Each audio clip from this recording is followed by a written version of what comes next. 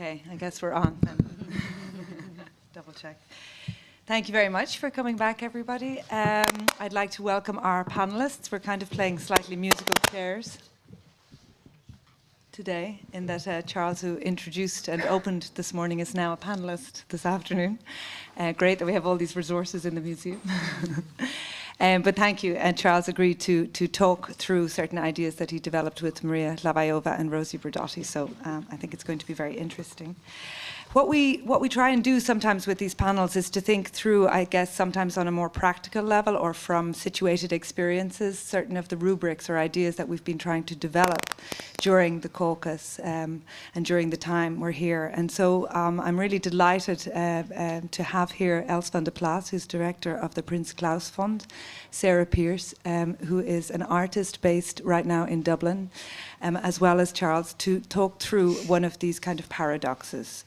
They'll present each of them for about 15 or 20 minutes, as I said, from their own kind of examples or position. And what we're kind of looking at today is the paradox which investigates the notion of what art is, perhaps, and how we could look at it right now. Maybe it's very, very interesting after Boris Groys this morning. The paradox, as we kind of articulated it, and it may be something we can even pick apart here, is the notion of autonomous art versus its critical use. And that use could be, well, critical, it could be social, it could be economic. Is there an interesting position around this idea of autonomous art? Or is it an outmoded term? Or is it a very Western term? Or is it a position from which we can kind of still think? Or is it the other side of that paradox, the notion of a critically, socially useful art, also something that we might think about? So they're the kind of open questions that we thought about when we set up this panel discussion today. So I'd like to hand over straight away to Els, who will make the first presentation. Thank you. Thank you very much, Annie. Maybe I should introduce very briefly the Prins Claus Fund, so then you know what kind of practice I'm talking from. The Prins Claus Fund is an organization in the Netherlands that supports cultural activities and artists and intellectuals in countries in Asia, Africa, Latin America, the Arab world, and especially those places where I always say it's economically and politically complex. So that's our practice, and it's also interesting to say, I think, that the Prins Claus Fund is funded by the Ministry of Foreign Affairs, even from the Development Corporation money. So we don't get any art money, any cultural support. And that makes this discussion, I think, interesting. I also talk a lot to people who are in the development aid world working, and they love the idea of art as a tool because that gives them an excuse to fund it and to find ways of going supporting artists. So that then you know where I'm working. I would like to share with you a sad story of the Palestinian photographer Rula Halavani. And I quote her, let me see if I... Yes. On the 28th of March 2002, I was in Ramallah when the major Israeli incursion happened. I was shocked. Everything around me looked so different. Every street and square I visited was dark and empty. No one was in the streets that day except the Israeli army and its tanks. I felt depressed and cold. The only Palestinian I met on the road that day was an old man. He was shot dead. I never knew his name, but I had seen him walking around those same streets before. That night, I could not erase his face from my memory, and many questions without answers rushed inside my head. It was that night that my hopes for peace died. Halavani's experience is difficult and sad, yet she produced beautiful photographs of the busy and heavily guarded Kalandia checkpoint, which she called intimacy, and which show the physical contact between the Israeli custom officials and the Palestinian individuals who want or have to cross the border. The beautiful intimate photographs represent a counterforce against the political violence that responds to aggression with more aggression. Intimacy and beauty as an opposing force. As the director of the Prince Claus Fund, the fund that supports and stimulates culture in countries that are politically and economically complex, I'm dealing with artists and cultural entrepreneurs who must ask themselves each day why what they are doing is so important. Being a cultural practitioner in Rwanda, Iraq, or Afghanistan, or for that matter in Palestine, is not an obvious choice and can even be a dangerous one. Their thoughts on the value and role of art and culture can be enlightening, not only for the politicians, but also for us and the artists and cultural practitioners. Let us follow their thoughts.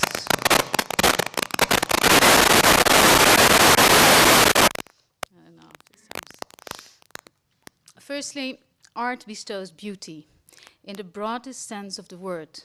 And beauty is a very complex notion. I won't go into that, but that's the first thing for them, I think, and also for us. What's the point of beauty? A lot of people will say, it's going okay? Sorry, I simply don't know. Should we wait for a second? Maybe you have to put the others out. I really don't know what's going on. No, I don't think it's... Okay. Sign from above.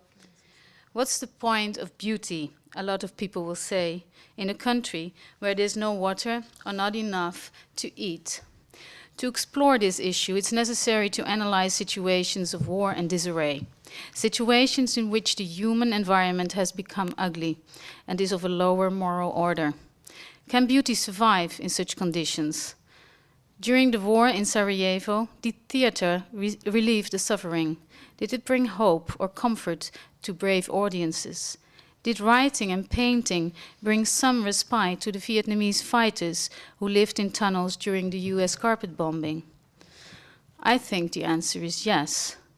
It's precisely in those most atrocious of circumstances that some people feel the need to create and experience beauty. Beauty brings in that sense happiness, hope, comfort. It gives people dignity, a place in the world, respect.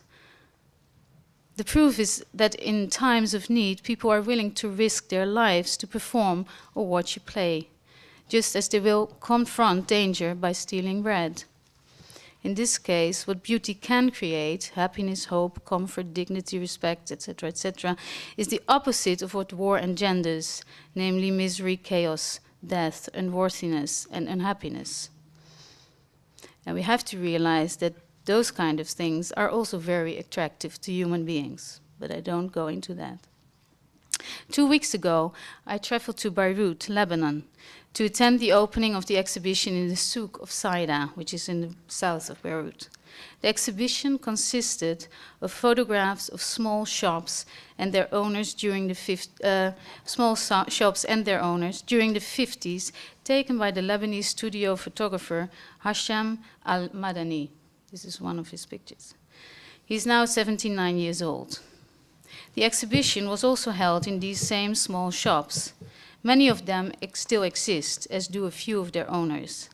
It turned into something of a chambre d'amis through Saida, with conversations with the current owners about the past, memories about forgotten times, and exchanges between generations, religions, and different layers of the population. In this instance, photography produced a beautiful exhibition, as well as a route that allowed one to engage with people while passing through one of the oldest architectural elements of Lebanese cultural heritage, the souk. The exhibition focused attention on various social and cultural issues, such as the value of the Lebanese photographic heritage. The Arab Image Foundation had spent years on thoroughly documenting, archiving, and exhibiting the work of Madani. The value of the architectural heritage by locating the exhibition in one of the few remaining old souks in and around Beirut, which of course was part of the installation, if you may, you can say. for valuing historical objects instead of demolishing everything and building anew, what's happening in Beirut now. And of course, of the pleasure of the photographs itself, to look at them. Art and culture are essential, as also the artists and archaeologists of Lebanon, Iraq, and Afghanistan will confirm, for the creation and preservation of a country's cultural heritage, and therefore for the development of cultural history. These are the photographs of Madani. This cultural history imbues each individual and society with a sense of respect and identity. Here is the photo hanging in the shop. They're bad pictures, I'm sorry. In 2006, the Prince Claus Fund presented the Prince Claus Award, which we have, to the Afghan artist Lida Abdul. She makes extraordinary video presentations and photographs. The first work I saw was White House at the Venice Biennale. It consists of an arid landscape in which we see the ruins of a village that has been either bombed or demolished. It's a desolate site. We follow a woman with a pot of paint and a brush, the artist herself, who whitewashes everything that's still standing. This is the artist J'accuse, the creation of a guilty landscape, where the purely white ruins shriek their indictment so eloquently. This is her. Stop the senseless destruction and obliteration of people and their culture. Stop destroying a country that has celebrated cultural history which spans many thousands of years. This is one of her videos. Post-war and post-disaster situations benefit from cultural depiction, critical analysis, and the representation of what actually happened. Reflective plays, films, and books contribute to a collective process where both perpetrators and victims can recognize themselves. Lida Abdul did this in her work. In the Netherlands, for example, a play about Srebrenica and the Serb massacre of Muslims, in which Dutch troops played a dubious role, confronted both the public and the soldiers themselves with their history. They could recognize themselves in it and or relate to what had occurred. Another German example is the film Mein Führer, Die wirklich wahrste Wahrheit über Adolf Hitler by Dani Levy. It's just, I think, last year, which breaks the German taboo on being humorous about the Second World War. It provides a sense of release for one person, but it is discomforting experience for another. Well, I don't know if you know, this is still Lida. The Syrian photographer Issa Touma organized for 9 years an international photo festival in Aleppo, much to the displeasure of the Syrian government. It was offended by the director's independence modus operandi and the freedom with which he selected the photos, some of which contained political innuendo or an indecent appearance. Last year, the government closed the festival after just 1 day.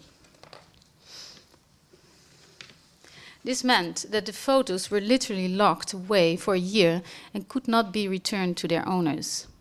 After a lot of fuss and bother, Touma has finally been granted a permit for the 9th International Festival of Photography. As a result, he has decided that for the coming years, this event will continue to be called the 9th International Festival for Photography, so as to avoid having to embark on any new permit procedures. Cultural activities such as this one extend the local boundaries as far as possible.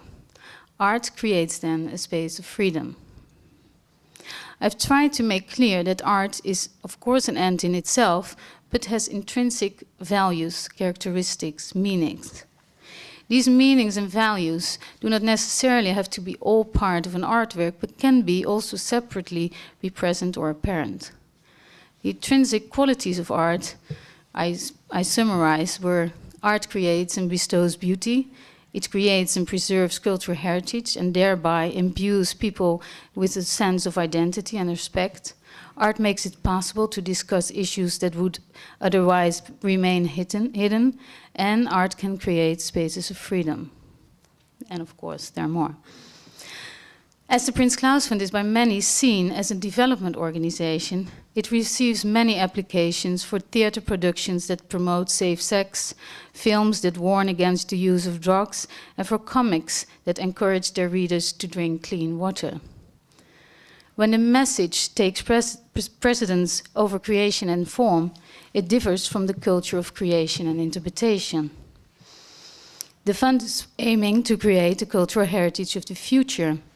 Hence, the fund will support the theatre production because of its quality and its original approach, rather than because it propagates information about AIDS.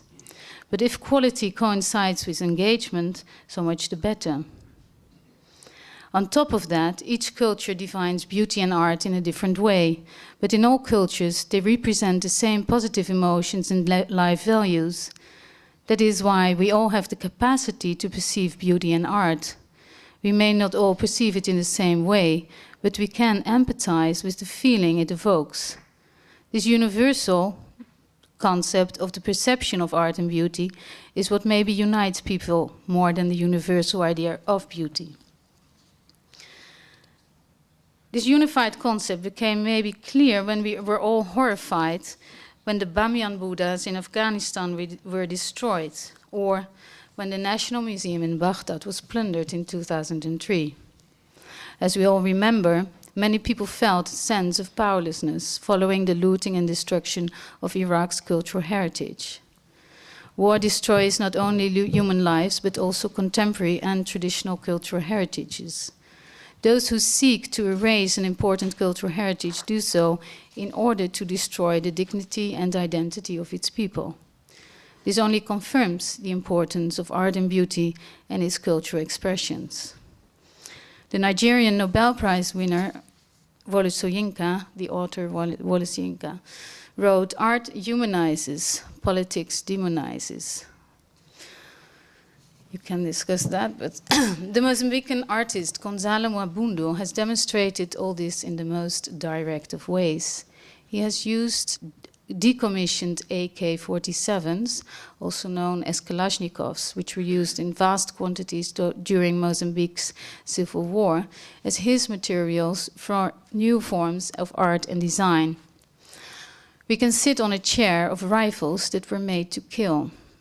Here, culture affects a cleansing process where a negative object is transformed into an easy chair, which was after that shown in the Africa Remix show. Art is a tool, or better, tools become art. Maybe that's a better idea. Thank you very much.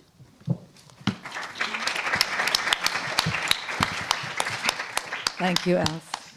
Okay, I'd secondly like to hand over to Charles. Thank you very much.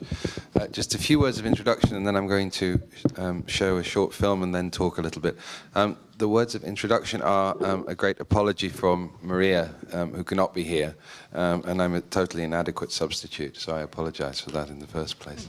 The second thing is to say that I'm going to try and talk a little bit about the project Citizens and Subjects, which some of you I know have attended certain of the lectures that have been happening in Utrecht. This project is in many ways a related project to Becoming Dutch, and I'll try and say a little bit about that. But it consisted of three elements, one of which are the talks that are currently going on. The second of which was the piece by Arnoud Mick, or three works by Arnoud Mick, which was shown in the pavilion in Venice, in the Dutch pavilion in Venice, in the last Biennale, which has just closed a couple of weeks ago. And the final element was a book, Citizens and Subjects, in the Netherlands, for example. I suppose in a way I'm going to do a kind of mirror image of what Els has done, in the sense that I'm going, where you're starting from the Netherlands and looking out to these places of, as you called them quite nicely, economically and political complexity. I suppose I'm thinking about the economic and political complexity of the Netherlands itself, and the atrocious conditions of the Netherlands, in a sense, as much as we might look at the atrocious conditions outside of ourselves. And I think this was the attempt of the Biennale, to, in a sense, understand the atrocities that are happening within our midst, if we like, and to see whether the conditions of the Venice Biennale would be an appropriate moment to to look at that within the nation state. But I'd like to show a few minutes of the Artur films, just to give you some sense of the atmosphere, the artistic, cultural, visual, image atmosphere which surrounded this book and was meant to surround this book. So I wonder if we could have the first of 3 very short sections, and I'll try and talk you through them while we show them. The first section is a piece called Convergencies. I'm just showing a minute of this, and it's actually real footage shot in various European locations of police actions. So this is mostly taken from the news, often taken from unbroadcast footage, which was collected by the various news agencies, such as the BBC or Reuters, or NOS, the Dutch broadcast service. So this was on 2 small screens as you came into the space of the pavilion. So it kind of set up the introduction to the other 2 pieces.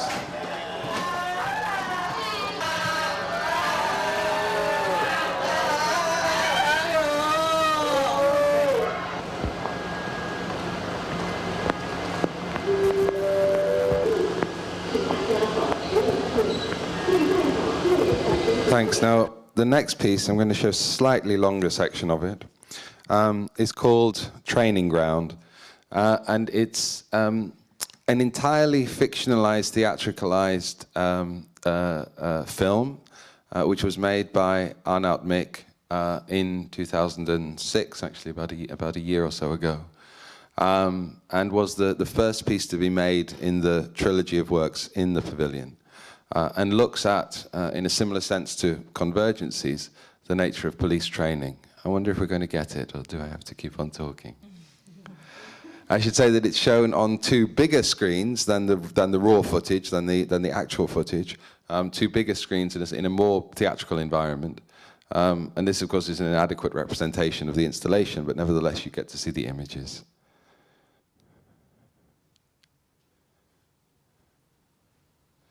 So these 2 screens were shown actually next to each other, though on the DVD that we have, they're shown one above.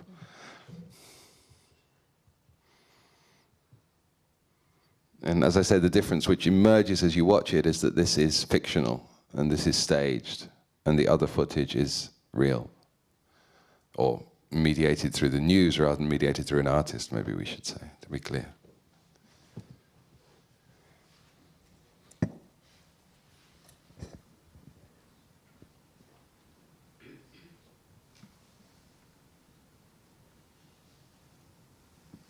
It's also important maybe to say that as much as our project was very specifically addressing the political and economic complexity of the Netherlands, or the complex situation here, the work by Artur was constantly distancing and reflecting on the Netherlands. So you see Polizei rather than politie, rather than the Dutch word here.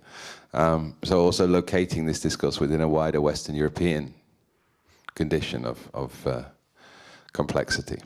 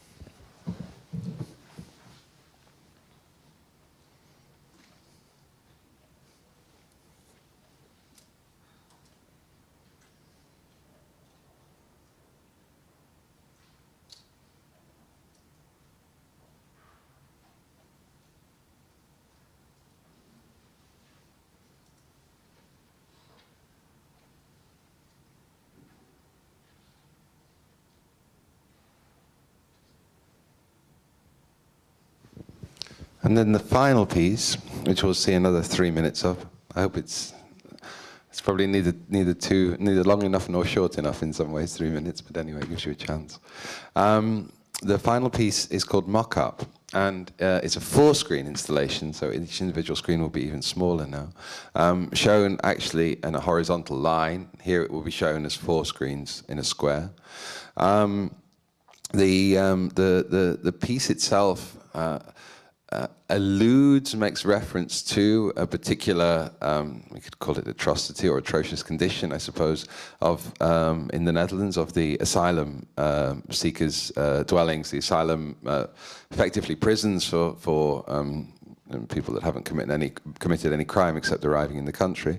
Asylum centres, which are familiar in most Western European countries, of course. For those of you that don't know, there was a particularly horrific story when a fire in one of these asylum centres in the neighbourhood of Schiphol actually resulted in substantial loss of life.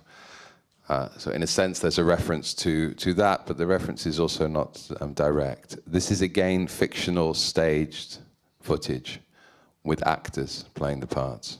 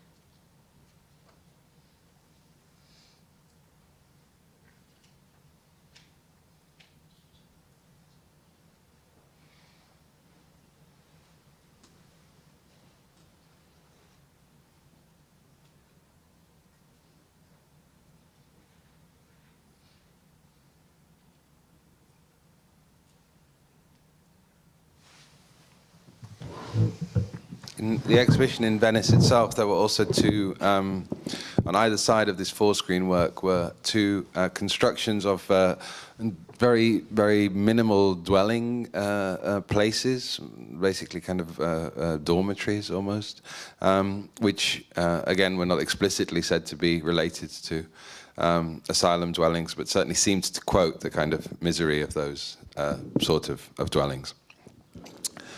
Now then, this was the image field into which this book, The Netherlands, for example, was thrown. The image field of ambiguity in Žmijewski's sense, I think. But nevertheless, the image field of a particular kind of atmosphere, a particular kind of condition, a particular kind of living together which was called upon in this work, about perhaps similar in some ways to the Palestinian photographer that you spoke about earlier, where you have this relationship between authority and the individual subject. What I'm going to do now is try to read out a section from a collective text which was written by myself, Rosie Braidotti, and Maria Hlabajova, that might also serve as a point of reference in a way to Becoming Dutch. And I think there has been a relationship between the two projects because they've inevitably tried to address similar questions, I think from different points of view. But nevertheless, the similarity between them and the fact that we have been involved, and there have been crossovers in terms of the discussions and crossovers in terms of the people that have been involved in both the caucus and those that wrote here and at various other levels, has been significant to gathering a critical mass of thought about this question. And they shouldn't be seen as kind of competitive or independent projects in any sense. They are projects that relate to one another, that stand maybe in this strange and close configuration beside each other. The text that I'm going to read out is an edited version of an introductory text to the reader. It's, I think, if we see these two projects, Citizens and Subjects and Becoming Dutch, as bedfellows, they are bedfellows in their common attempt to think about the spaces of art and the relations generated by the artistic gesture, even the artistic object, as politically sharp and spiky sites of discomfort and difficulty. So it is this discomfort and difficulty that we want to touch on. Particularly at a time when difficulty, and this might be said to be a particular condition of the Netherlands, is almost always avoided, looked at askance, or simply stepped over on the way to a more inviting party or biennale opening. I don't mean that to be cynical, but obviously it sounds so. But I think nevertheless that it's too easy within the cultural field there's enough activity for us to avoid difficulty. And activity is often a replacement for difficulty. And I think this is a condition here which might be Rosie Braidotti, I think, will bring up as well in her talk. And it's something that we've certainly spoken about in terms of this project, that if the Netherlands is an example, what exactly is an example for? So let's take the Netherlands, for example. In a globalized and technologically mediated world, the protocol of national representation, upon which the Venice Biennale in particular insists, offered the opportunity for us as people organizing the project to renew our critical efforts to think about the nation state. The project was a three-part project, as I've said, and took place not only in Venice, but also in Utrecht, here in Eindhoven, and also in Rotterdam. So it was meant to be a discourse between here and there, between the there of the international, almost unhomed environment of the Giardini, in which reference to Venice or Italy is made only through the geography of the water and the taste of the food, and the situation here in the subject, the example which we were trying to address. So I'm going to try and talk a little bit through the introduction, bearing in mind that as I've edited it, that all certainly the credit should go to my two co-collaborators. Perhaps I can claim a little bit alongside them, but certainly any mistakes for the editing and the weaknesses of the adjustments that I've made are entirely my own responsibilities. The nation state that we have inherited from the 19th century struggle for political representation still defines our best efforts to bring about democratic accountability in the so-called West. In this context, it is worthwhile remembering that nationalism and social emancipation were once fellow travelers, with nationalism defining a progressive agenda in opposition to unelected autocracies. Still today, national citizenship encapsulates most of our democratic rights as citizens or subjects of our various territories. Despite the apparent waning of national influence, it is still national elections, the national press, national media and the national heads of states that command the most attention in each country. While economists have long abandoned the nation state for an analysis of larger trading blocs, almost every other form of social engagement is controlled or significantly influenced by nation states. Even when, with regard to such issues as climate change or pollution, the idea of borders is patently absurd. Now, it was not only the structure of the Venice Biennale that led us to the project itself. In other words, this demand given to us or given initially to Maria from the Mondriaan Stichting, from another one of the funding bodies in the Netherlands, to fill this space of the pavilion in the Giardini. But it was also the real existing condition of cultural politics and artistic production within this nation state, the Netherlands. And the way in which this seems to be under review in a way not seen in decades, or at least not since the 1960s perhaps, and the emergence of the tolerant mythology, the tolerant reality. This is, of course, a long discussion, but the notion of toleration, which the Netherlands defined itself in the 1960s as it emerged from both a fundamentalist religious background and also from its National Socialist past. We can see this in the way that the old system of subsidies and state support is changing, though not being abandoned entirely. The international art market could be said to alter almost everything at the level of expectation and perception, but very little on the grounds of general artistic survival. Institutions that once held themselves to be, in a rather absurd concept, autonomous from government agencies. I mean, how you can be autonomous from as an institution, I have no idea, but there's been talk of the autonomy of the museum in the Netherlands. Autonomous from government agencies and aloof from trade and industry, now suffer from both the shock of private caprice, which can be bestowed on an institution and then take away from an institution, as we all know, and also public money tied to a particular economic or political mission. Of course, we can say that the notion of autonomy, as defended by those museums in the 70s and in the 80s and 60s, indeed, in the beginning, was itself a particular political mission. That autonomy represented, and we know from abstract expressionism onwards, what kind of interest it represented. As Boris Groys, I think, very beautifully pointed out, that free market art is propaganda for capitalism, and doesn't necessarily make it bad art at all. That's not the issue, but the issue is that it represents a certain systemology of thinking, and that systemology of thinking is tied to some degree the idea of autonomy. So in these respects, the particular changes in the cultural background, the Netherlands is quite different even from Belgium, let alone from Belize. And it struggles in its own way to come to terms with the integrated world capitalism that Roger Burgel referenced, and an economic motor that is out of its control. Dutch peculiarities are, of course, tempered by generic Western European and global conditions, but they do not completely override them. And as such, the Netherlands seemed to us, when we started the project, as valid a starting point as any other on the surface of the planet. It just happens to be our spot on the planet, and therefore our starting point. The status of the example, when we talk about the Netherlands, for example, is an interesting and idiosyncratic one that has a significant heritage. As Giorgio Agamben puts it, one concept that escapes the antinomy of the universal and particular has long been familiar to us, the example. It is one singularity amongst others, which, however, stands for each of them and holds for all. On the one hand, every example is treated in effect as a real and particular case, but on the other, it remains understood that it cannot serve only in its particularity. Neither particular nor universal. The example is a singular object that presents itself as such, that shows its singularity. Hence, the proper place of the example is always beside itself. In German, it's Beispiel, which is a good, by Vorbild doesn't quite work in the same translation, but Beispiel does. In the empty space in which its undeniable and unforgettable life unfolds. It's interesting that having been at some of you have been at the talks of Roger and also of Roger Burgel and also of Homi Bhabha.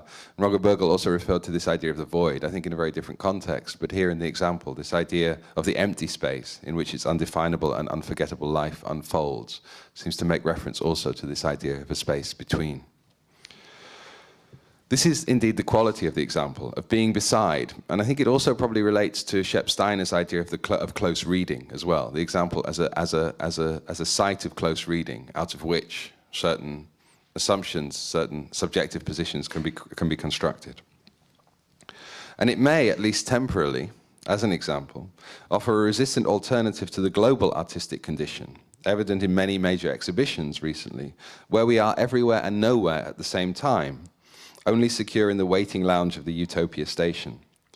This syndrome is one that, while often very seductive, can never avail itself of influence over actual citizens and subjects in an actual place.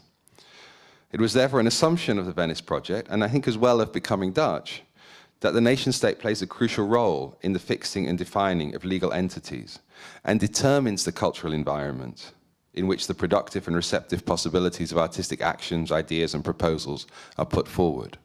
So in other words, it's shaping the environment in which we stand, the nation state.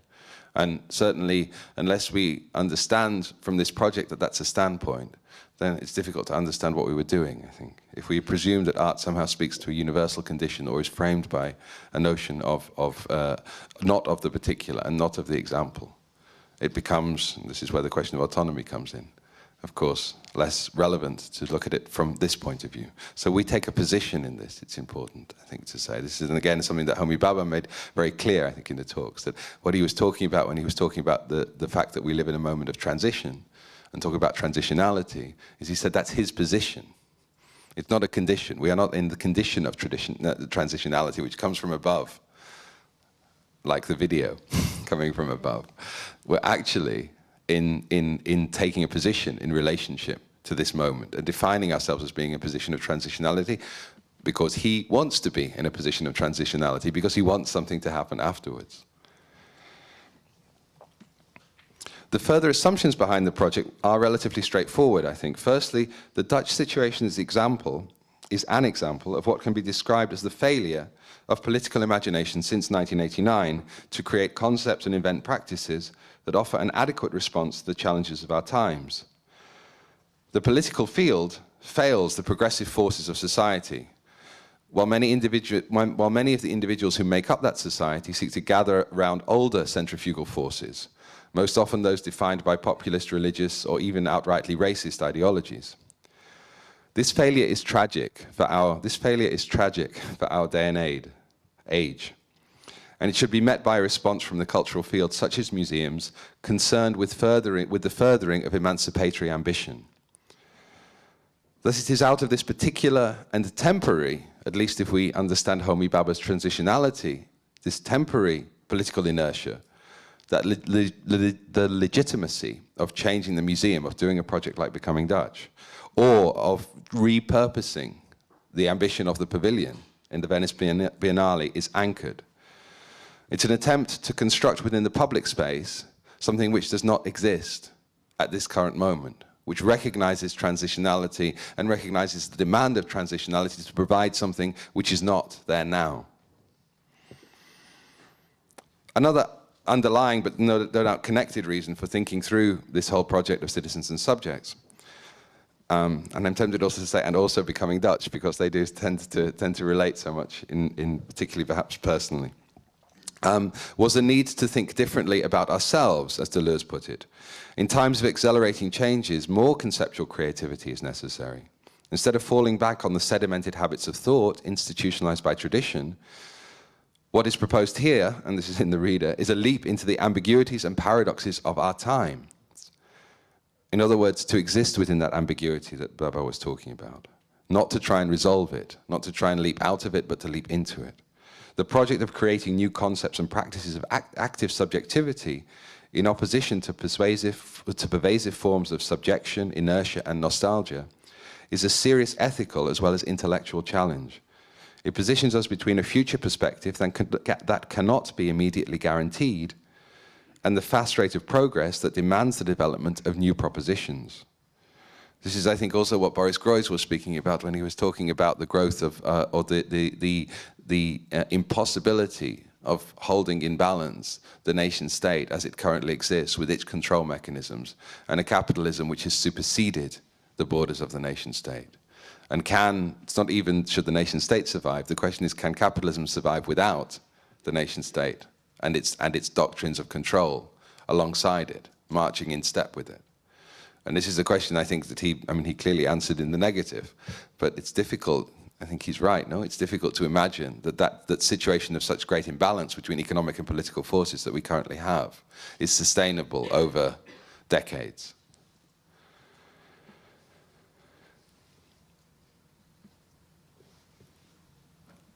We also felt a need to elaborate up-to-date, lucid, and situated accounts of the kinds of subjects and citizens we are in the process of becoming. Learning to think about processes rather than essences means that we need to confront diversity rather than confirm sameness on all levels, cultural, ethnic, religious, linguistic, aesthetic, and otherwise. It is time to self-style alternative modes of identification, while keeping the notion of identity itself in play, perhaps even abandoning it as any kind of core. Elaborating new forms of flexible and transversal citizenship to match them, but nevertheless always relating that kind of multiple identities notion, which is to some extent absurd, I understand it, with the real here and now of existing in a particular state, with a particular citizenship, and needing to act within that forum. So always trying to fix at the same time as talk about the utopia of the global citizen, trying to fix it at the moment and the place. It is an urgent call to elaborate together new cultural, spiritual, and ethical values, be it as much as myths and narratives and representations that are adequate, that those myths and those new myths and narratives and representations need to be adequate to the world we inhabit. Last but not least, our position was to ask us in the Netherlands to be a little bit more passionate about our civil rights and our notion of freedom, and concerned about the fact that in the absence of a political imaginary and a leadership capable of meeting the present challenges, we seem to have handed over responsibility for regulation and enforcement to the police and the enforcement agencies. And that's certainly where Arnout Mik's work comes very strongly to the fore. And what he's saying is this is how we exist in the future. It's also interesting thinking about Palestine and Israel, how much of the talk at the moment in Palestine and Israel is about the understanding that those countries, that geography, as being essentially a laboratory for the future. And it certainly has proved to be so. You look at the idea of settlements and then the development of gated communities, for instance, in Western Europe and in North America, and you see models of architecture which are followed. You look at the army tactics in Iraq, and you see them reproducing the IDF, the Israeli Defense Force tactics of 10 or 15 years earlier. So you see direct parallels between it. So therefore, when we look at Palestine, or when we look at those images, that's maybe much more likely, if we don't be a little bit more passionate about our civil rights, to be our future rather than our past. It's more likely that the complexity, which is there, the economic complexity, which I presume you mean poverty, which is there, is likely, but in the difficulty then, which is there, complexity or difficulty, is likely, or possible at least, to be reproduced here, unless we're a bit more passionate about the civil rights, and maybe those civil rights as much there as they are here.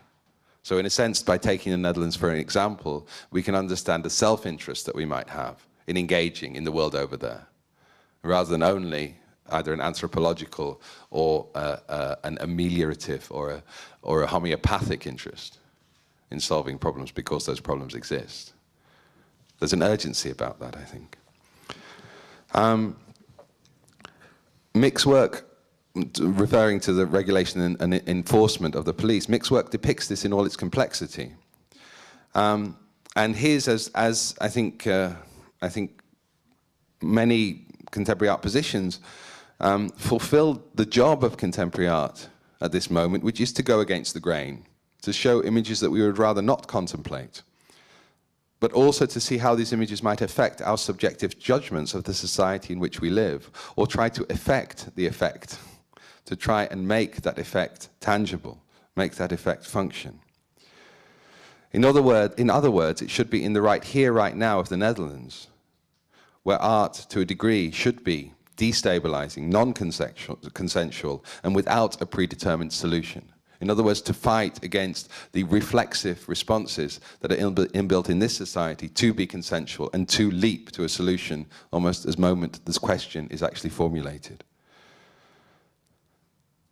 Where the emphasis falls time and time again, I think, in this work and in this project of Citizens as Subject, was on the need also to work together towards renewing the grammar of our social interaction, towards renewing our social imaginary about citizenship and cultural identity, and the passions and emotions that go with them.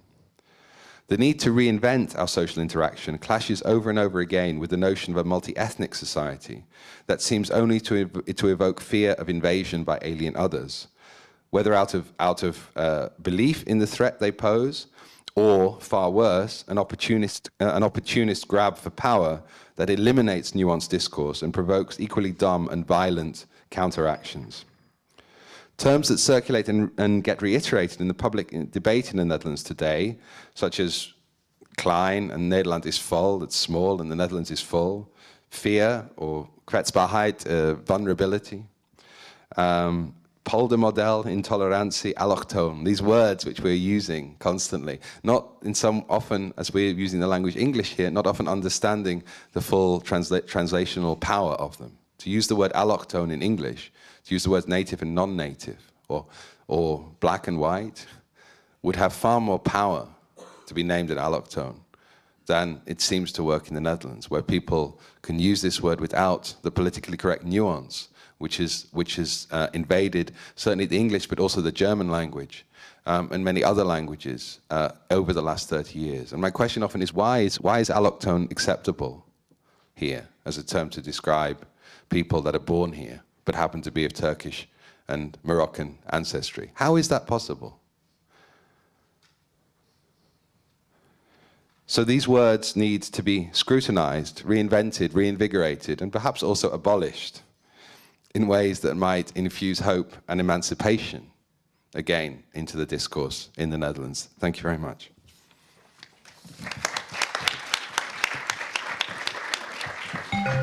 Thank you, Charles. Okay, I'd like to hand over to Sarah Pearce, who will talk from her perspective as an artist herself. Thank you. Okay. Thank you, Annie. I'm not sure if this is close enough. Maybe? Yeah, is that right? Keep it as close to you as you can, because it's... Okay, I'll try. I have to like... Strange and close. Okay. Well, it's interesting. I'm just kind of contextualizing what I am about to present here with what has just been presented. And I think that in both situations, the word that kind of kept resonating for me is this idea of implication in relation to notions of autonomy and notions of how we kind of situate ourselves not only as artists and commissioners and institutions, but also as audience in relation to some of this work. And so, whoops, sorry. Okay, that's right. And so what I found myself doing, when I was given this invitation to consider this topic, the way that it was presented to me was the autonomy of art versus its critical uses, or its critical use. And so what I found myself doing in terms of thinking about a notion or notions of autonomy in relation to my own art practice is I started to think about legacy. And it's interesting just in relation to something that Charles just said about kind of the here and now. And what I'm proposing is an idea of autonomy that kind of that maybe brings us or implicates us in relation to legacy or in relation to the past and the types of things that we choose to talk about or not to talk about, and how an idea of legacy, because it brings us out of the here and now on a certain level, although it is about the here and now, also connects perhaps paradoxically autonomy to its dependencies. So to also things that Charles introduced, that it's even the concept of autonomy is ideologically loaded. There's a politics that surrounds that notion. So in my own practice as an artist, I'm interested in these slippages between individual and collective outputs, between one's artistic persona and the kind of incorporated identity that allows one to describe himself as an artist or being an artist. And although I've never worded it this way before, I think that in some ways this practice is about dependencies more than it's about autonomy.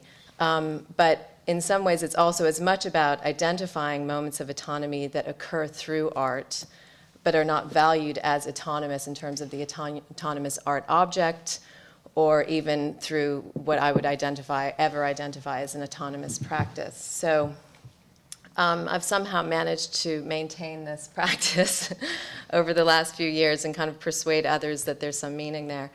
and in a lot of ways, it's about a kind of organizing of parts. And so again, I can't really describe it through a kind of a pure notion of autonomy or autonomy in relation to a kind of purity.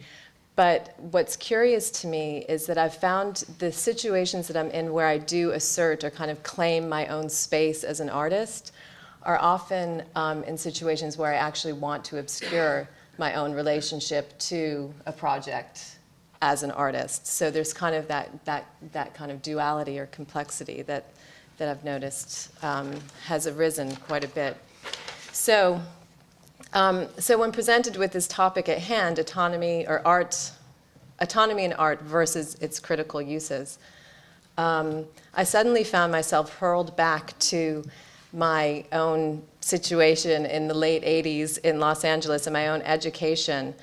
And at the time when I was in Los Angeles at the end of the 80s, it was a kind of this crucial moment, or this moment of crisis in terms of funding in the arts, when the National Endowment for the Arts was basically closing all individual funding to artists, in the American artists. So at the time I was a student, I was working at Los Angeles Contemporary Exhibitions, which is a still running nonprofit art space. It's better known as LACE, where a lot of early kind of performance artists got their start in Los Angeles. And so as a young artist, I recall at the same time that the government was cutting funding to artists, which incidentally, just connecting to the talk this morning, was kind of instigated by this moment of where Andres Serrano inserted or dropped a statue of Christ into what he claimed was a vial of piss and took a photograph of it.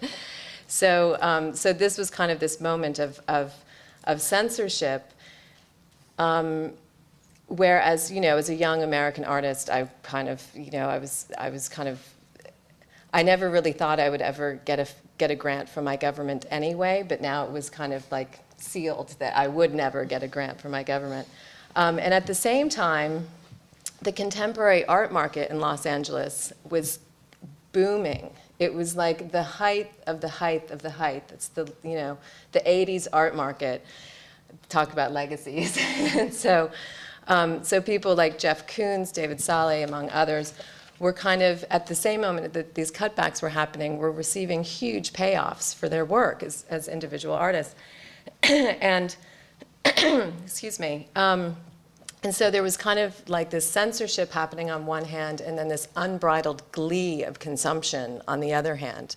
And what happened is that it kind of created these two very distinct paths that I remember feeling as a young artist I had to kind of choose between, which was the evil path of the art market or the righteous path of the nonprofit artist-run institution. And so, of course, I chose the path of righteousness, which was to continue working away in nonprofit organizations, and, you know, and at the time, I mean, it sounds funny now, but at the time it really was like these very distinct paths that, you know, you were kind of up against, or you were choosing between, or maybe not choosing. So that coinciding with my own kind of, and I'm going to betray my own education here, or indoctrination into the making of art, which coincided with quite a lot of philosophy and art history that I curiously found myself returning to just this week in terms of addressing this issue. And so I have a book here too, which is called Pollock and After, The Critical Debate. And this is a book that I read as a young, you know, as a 21-year-old in whenever, 1989. And this was kind of my introduction to art and autonomy, and this question of, you know, the autonomous art object. And so it contains a rather well-known, in some parts, debate between T.J. Clark, Michael Fried, Clement Greenberg, that kind of goes back and forth, that, I mean, a lot of which we've actually touched on in terms of just what's been discussed, although not directly. And it kind of plays around notions of autonomy. And since in in reading these debates, I've always read T.J. Clark as the clear winner of the debate. And I continue to do so, and so I have to confess that. But I also think that there's good reasons for that. I never subscribed to, and I've always really resisted as an artist, but also as someone who's worked in nonprofit organizations, et cetera. I've really resisted a conceit of autonomy when it comes to not only my own practice, but also in relation to art and the art object, and this kind of idea of art in itself being a justification for itself. But in this context, I think that the word autonomy, or the terms for autonomy, like other vocabulary that we use, can flip very quickly, and it can kind of, there's double meanings, and there's ways in which, at times, when the autonomy of art, I think, is the most kind of compromised, when I find myself arguing for the autonomy of the art object. So or of maybe not of the object, but for practices.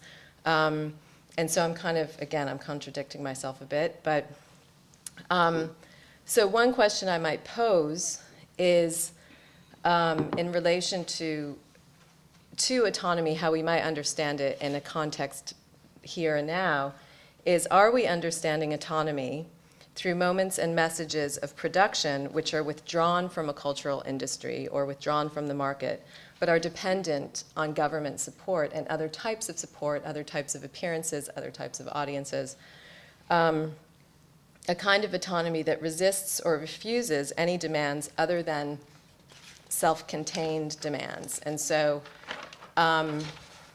if this is what we're doing, then I wonder if the artist, by kind of refusing or continually resisting external demands, is also able to resist the reproduction and the rationalization of their work and of their ideas by culture and a cultural industry that kind of all continually seeks to process the usable bits of that work or the usable ideas. Whether or not those ideas kind of emerge through resistance or self-reflexivity or through some kind of inwardness. So while autonomy for me on one level has absolutely no credibility, partly because it expounds a kind of ideology that privileges the artist and an idea of autonomy in relation to what the artist produces, which I'd like to dismiss, although it doesn't really ever seem quite that easy to do. I do think there's times when the limits in the autonomy of art is at stake. And so this leads me to just quickly, I want to go through some images here, which I think kind of complicate this, or allow us to complicate this notion of autonomy and how we might understand it here. So I suggested in the beginning this possibility of seeking or speaking about autonomy through a notion of legacy. So by thinking about, and especially in the context of the question, how it was posed,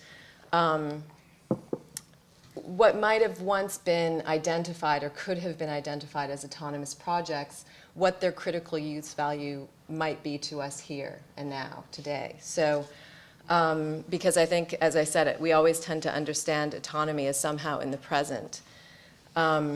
But legacy is kind of, as a condition of knowing, it kind of takes us back. It's about recalling and remembering, but it also really conditions, I mean, legacy is about kind of, it conditions us to what we want to claim as legacy.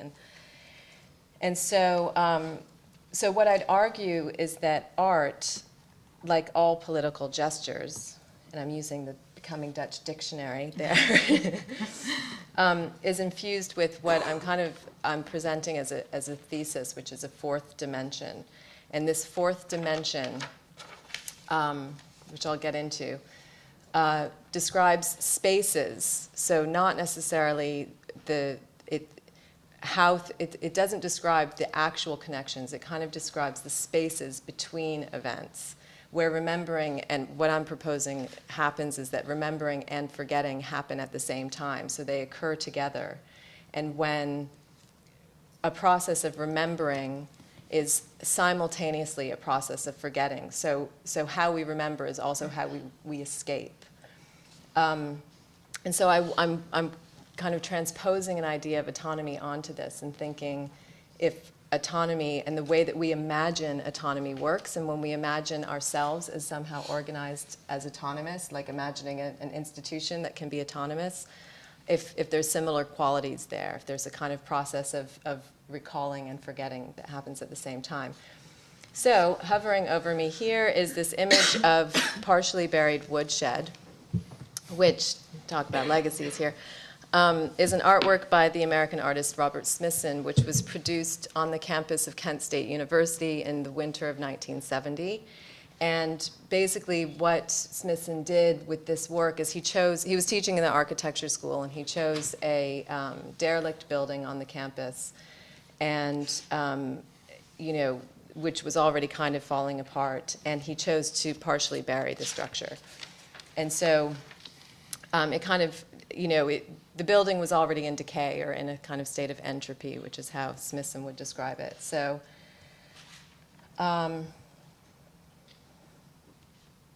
hello? Okay, it's just blank. Okay, so this is an image of, this is Smithson sitting on the hill. He always, I think, must have liked these pictures where he was with a lot of like machines and trucks and bulldozers and stuff. And so this is him on the corner, kind of crouched there, like looking at what's happening and how things are being buried. And so, so this is the winter of 1970. And then if you flash forward here 4 months, in the same year, 4 students were shot dead on the campus at Kent State University. And they were shot by the National Guard, the US National Guard. Following protests on the campus, there had been about 3 days of protests that preceded this, that escalated. There's lots of different versions of this story. The National Guard was called in to keep the peace, which is usually what, you always know the peace is going to be kept as soon as the National Guard comes in. And so it was the protest was specifically against the US invasion of Cambodia. So, so shortly after this incident took place, now this image is actually from 1980, but you can see in the corner there's some writing in white along the edge of the partially buried woodshed. I don't know, is it legible at all? You can kind of see the word Kent. And so basically what was written on the side of the building were the words, May for Kent 70. And so suddenly this work of art became this unofficial memorial on the campus. And basically what started to happen is as the woodshed decayed, according to Smithson's instructions, which were not to allow it to allow the center beam of the building to break, to allow the whole thing to kind of disintegrate, and not to touch it, it became troubling for people visiting the campus because it's in quite a prominent spot on the campus. People didn't like this as a memorial. And I think also people didn't like it when they were bringing their children to come and look at the campus and to kind of, again, this idea of memory and being reminded. And so what the university chose to do, and I don't have a good image of this, but is to plant a grove of trees that would basically block the woodshed from view. And so they kind of, again, partially buried the partially buried woodshed. But this was all done, and I think that this is kind of key, again, in relation to this idea of autonomy. The university did this in their role as the commissioner of the original work, as the caretaker of that work, as the preservationist of the memorial, and also as the archivist curator. So all of these roles kind of ended up colliding together. And in doing this, in enacting all of these roles, the university kind of both expresses and represses what the meaning of this building, both as an artwork or as a memorial. So, so I'm just going to announce same time frame. Well, actually, it's not. Sorry, it's This image is from 2005, but it's referring. I'm going to refer back to the same time frame, which is 1970. And this image shows the archive at the Student Cultural Center in Belgrade, which is better known as CityTV.nl. And so in thinking about artistic practices like my own that are based on or kind of leave behind a collection of tokens or pamphlets, letters, things that can't kind of be summed up in an image or are difficult to document, it's becoming more and more important to me to think about legacy and to think about how these types of practices are remembered and how they're analyzed, how they enter academic analysis, and how they're processed, how there's a process of reproduction around them that all kind of leads into a meta discourse about art and politics and autonomy as well. And so when I visited the CityTV.nl archive, what was interesting to me, this was in 2005, in April 2005, I was shown all of these images and work around performance. Joseph Beuys, Gina Payne, Marina Abramovich, all these people who had been at the CityTV.nl in the early 70s and done performance work. And I also, Branko Dimitrijević, people who had exhibitions there and kind of there was this whole kind of student gathering scene that happened around these exhibitions. And one of these is called the April Meetings, which still happens, where students from cultural centers around the former Yugoslavia would travel to each other and have these, what they called an April meeting, which was all about kind of discussing an expanded media, or discussing what they were doing in the context of an expanded media. And so, with each of these accounts of what took place at CityTV.nl, I was kind of dependent on an official knowledge. But what I saw in each image of a performance was actually the audience. And so in every single image that you're kind of presented with in this archive, you see image after image of audience. And these images I've actually I've cropped them. So I took, it's for a larger project, but I won't get into that. So I took the performers out and kind of left the audiences. And left the audiences not only as those who are implicated, but also in relation to autonomy as kind of a way to look away from the art or the artist or the practice or the commissioner as the autonomous, but actually to look at the space of gathering, at maybe where the potential for autonomy lies, if there is a potential. So in the audience, there's what's uncontained, there's the whispers, the rumors, the friendships, and to kind of play on an idea of Barth, the idea of multiple interpretations, perhaps, or what I like better is an idea from Foucault of this idea of the anonymity of the murmur. So the spaces that can't be claimed are the autonomous spaces on a certain level. And so there's these kind of undertonal meanings in these images that then, for me, connect back to Kent State and this image that was taken 3 days before the shooting that shows students gathered on Belfield in kind of a protest, a sit-in. It's hard to see in this image, but way back, if you look at the tree, to the right of the tree, the National Guard has already come in, has already posted. And yeah, I guess, I mean, I'm kind of, at this point, I think I've sort of made the point. I think I'll just kind of leave it there, let it hover a bit, but yeah. No, thank you. Thank you very much.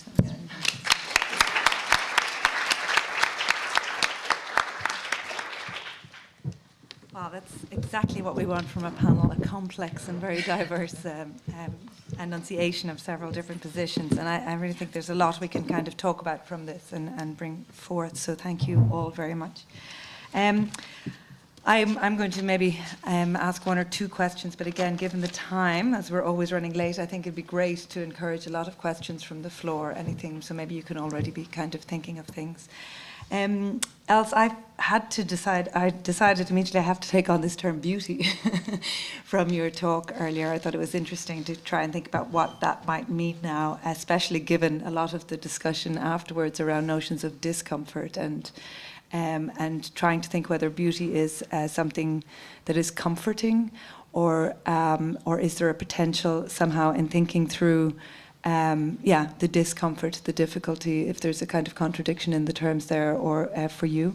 And I thought a bit more about Boris this morning when we talked about this idea of pure suffering as the moment of religion, and he said that it was also the kind of necessary condition for modern art. So I just wanted to maybe ask you to pull out a little bit more about what you mean by this idea of beauty. Yes, it's of course a very complex issue, but I think it's not talked about enough, especially not in the art world. I think you have to relate it to intensity, to ritual, to those kind of images, and it also relates to religious feelings and etc. So I think if you see, for example, something that is maybe not so comforting, but still has a huge impact, maybe on your emotions or on your sort of possibility of develop your own thoughts in a positive way, I think I would call it beauty. But what I wanted to relate to is that people are always, well, in history, of course, try to find out sort of universal idea of beauty, which I think is almost impossible. So I wanted to focus on the perception of it. And that, I think, people can find a sort of relationship in, that if you see something that has a huge impact on your life, on your development, on your emotions, people can relate to that idea, that concept. So that's also something I wanted to address. And in that sense, I think beauty is a very difficult concept, but I also have to say that in a lot of places I come, it's something that always comes up, which I find interesting, because people relate also to beauty in the sense of aesthetics, of course, and the enjoyment of listening to something beautiful. Or people remember that at a certain moment they were in a very difficult situation, and they saw something which you know, sort of gave them a sort of very emotional injection, if you want, and they always remember that part of the experience, not so much the bad part of it, but that part of it. So those kind of, which also has to do with how you look back to the past and your memories, etc. But yeah, it's a whole different subject, of course. Yeah. Thank you for clarifying. Would either of you like to comment on that idea of the potential of beauty? You can refuse also, I don't know. It is a taboo. So. All right, we'll move on. Maybe there's someone else who would like to. Well, I'll open it out to the floor in a minute. Okay, Sarah, I thought this was really remarkable and interesting, this idea of the notion of legacy. I think it recalled to, yet again, it reiterated Homi Bhabha, and we're using a lot of his thinking, but it was so useful for us. This idea of recalling and forgetting. I mean, how he opened his whole discussion was about a feeling of inability to cope with a kind of monument of Holocaust, and how to kind of absorb and inadequately remember, or inadequately understand or respond to. So I think it's a very interesting point. One of the things he sort of suggested that we think about as a potential, I think, was the idea of the cultural, the transmission of cultural barbarism. How would we think, I mean, maybe it's about this assassination also, how would we think, rather than illustrating or monumentalizing, how do we think about is the position of art a space that could actually think about transmission? So just wondering if you had had any comments on that idea. Well, I think that, well, I mean, I guess there's just, for me, what becomes complicated, and I think and that's why I appreciate being asked this question, because as I said, I kind of thought that it was something that belonged to an art history class in 1989, and it is interesting to me that it can kind of, that this issue can come up, and I think in relation to transmission, there's a way that, you know, for me, I mean, a lot of this project for me, which is, as I said, part of it's a larger project, really came out of a question that I had for myself, which how can I, as an American artist right now, comment in any adequate way on the political situation in my country, in a way that you know, won't do the work, a reductive, you know, reductive work won't just be about kind of forming a consensus about things that we already have a consensus about anyway, things that are, you know, and kind of making value judgments of, you know, Bush is bad, this is good, you know, like it's kind of, and I really felt that it was almost impossible. Like I found myself in this moment where I was presented with a kind of an impossibility, the impossible, you know. And, but it was simultaneously that I was looking back, and that was instigated through this trip to Belgrade. And, you know, when you drive through Belgrade and you see buildings that were bombed by American bombs, and, you know, they're kind of next to these other buildings. And so it's just, so for me, this kind of idea of a dependency on the past as a way to perhaps implicate us now, as opposed to kind of the you know, an opposite effect, is maybe, I mean, I'm not sure if that's what Homi Bhabha means in relation to transmission, but I also think that there's something, I mean, that I was reading actually as I was going back into this text, that T.J. Clark says about the Society of the Spectacle, and he says that it's a book that it was conceived of and written for bad times and in bad times, you know, whenever it was written, actually 67, or so, kind of in this anticipatory moment, but that it's also, and the words that he uses is that it's deeply and very weirdly dependent on on the past, as opposed to the future, and so, or maybe not as opposed to the future, but in also, you know, and so. So for me, those are kind of it's kind of coming from that, how can I speak about something? I mean, how can I speak about something that, in a way that can make sense? Yeah, yeah, okay. I'm going to actually open it to the floor. I feel too closely allied to your thoughts to actually critically question you myself, so I think I better let the audience do that. So yeah, I'd love to take some questions and comments from the audience.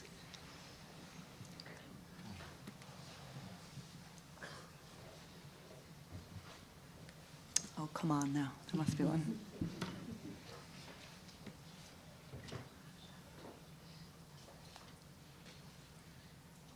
You've stunned them into silence, all three of you. Here we go.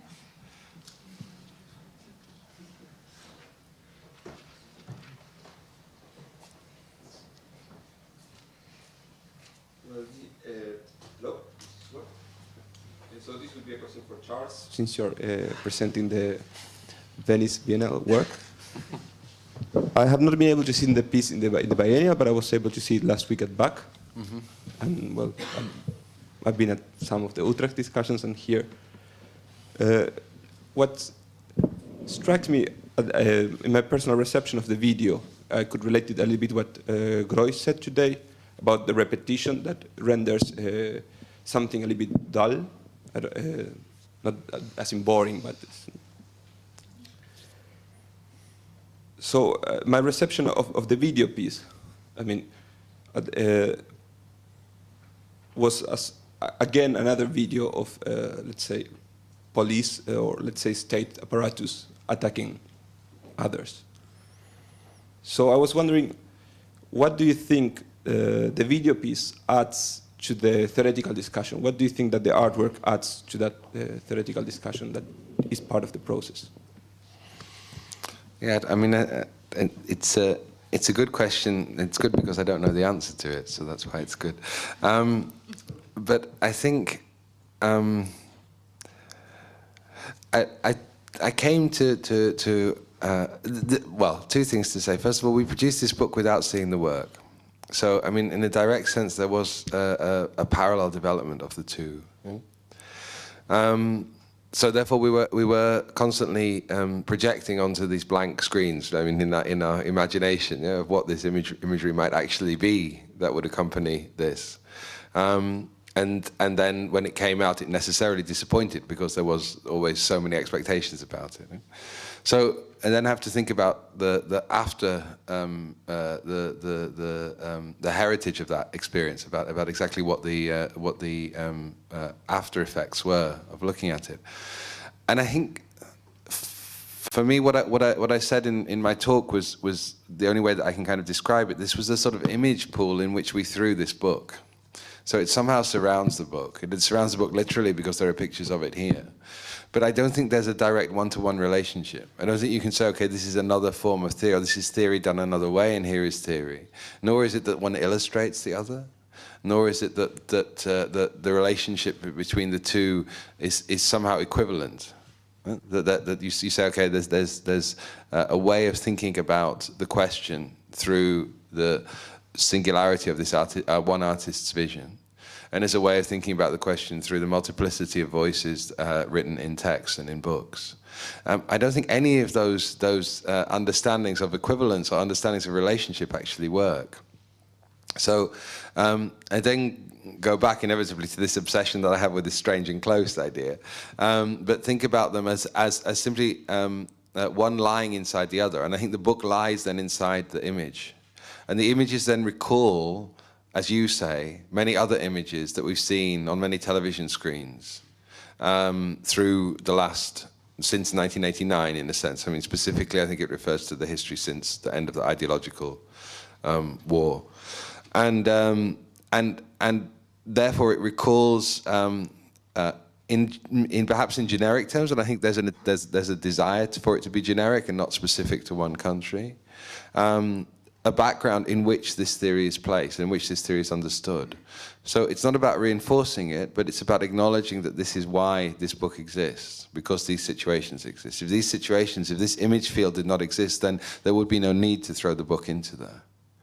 So I think it's a relationship which is not equivalence and not dependency, but it's somehow the images that surround ourselves. Now they could surround the book if you were attentive to the contents of the book without the work. But then you would need to really be, in a sense, thinking through our way, or visually thinking through us as editors and some of the writers, in terms of what are the images, what is the condition that we're referring to often? What is, the atrocious conditions, as Els talked about? What are the atrocious conditions that we're referring to? Because really, maybe it's not so bad. Maybe it doesn't really need, It's the Netherlands, after all. Yeah? So I mean, to try and construct that idea of atrocity or potential atrocity, if you like, I'm using your word, atrocious in that sense, is the condition in which this book can be read. And then I think the two remain separate, remain strange but close to each other, as neighbours. Yeah, does that answer? Yeah.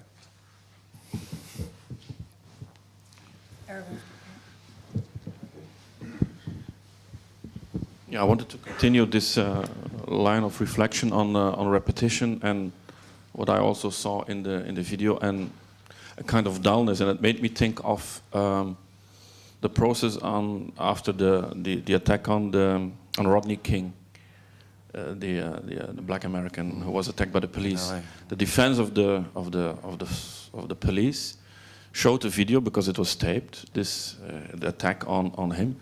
Again and again and again, and in slow motion, and hundreds of times. So they tried to explain every movement of the police. So in the end, the first verdict was that the police was doing their job.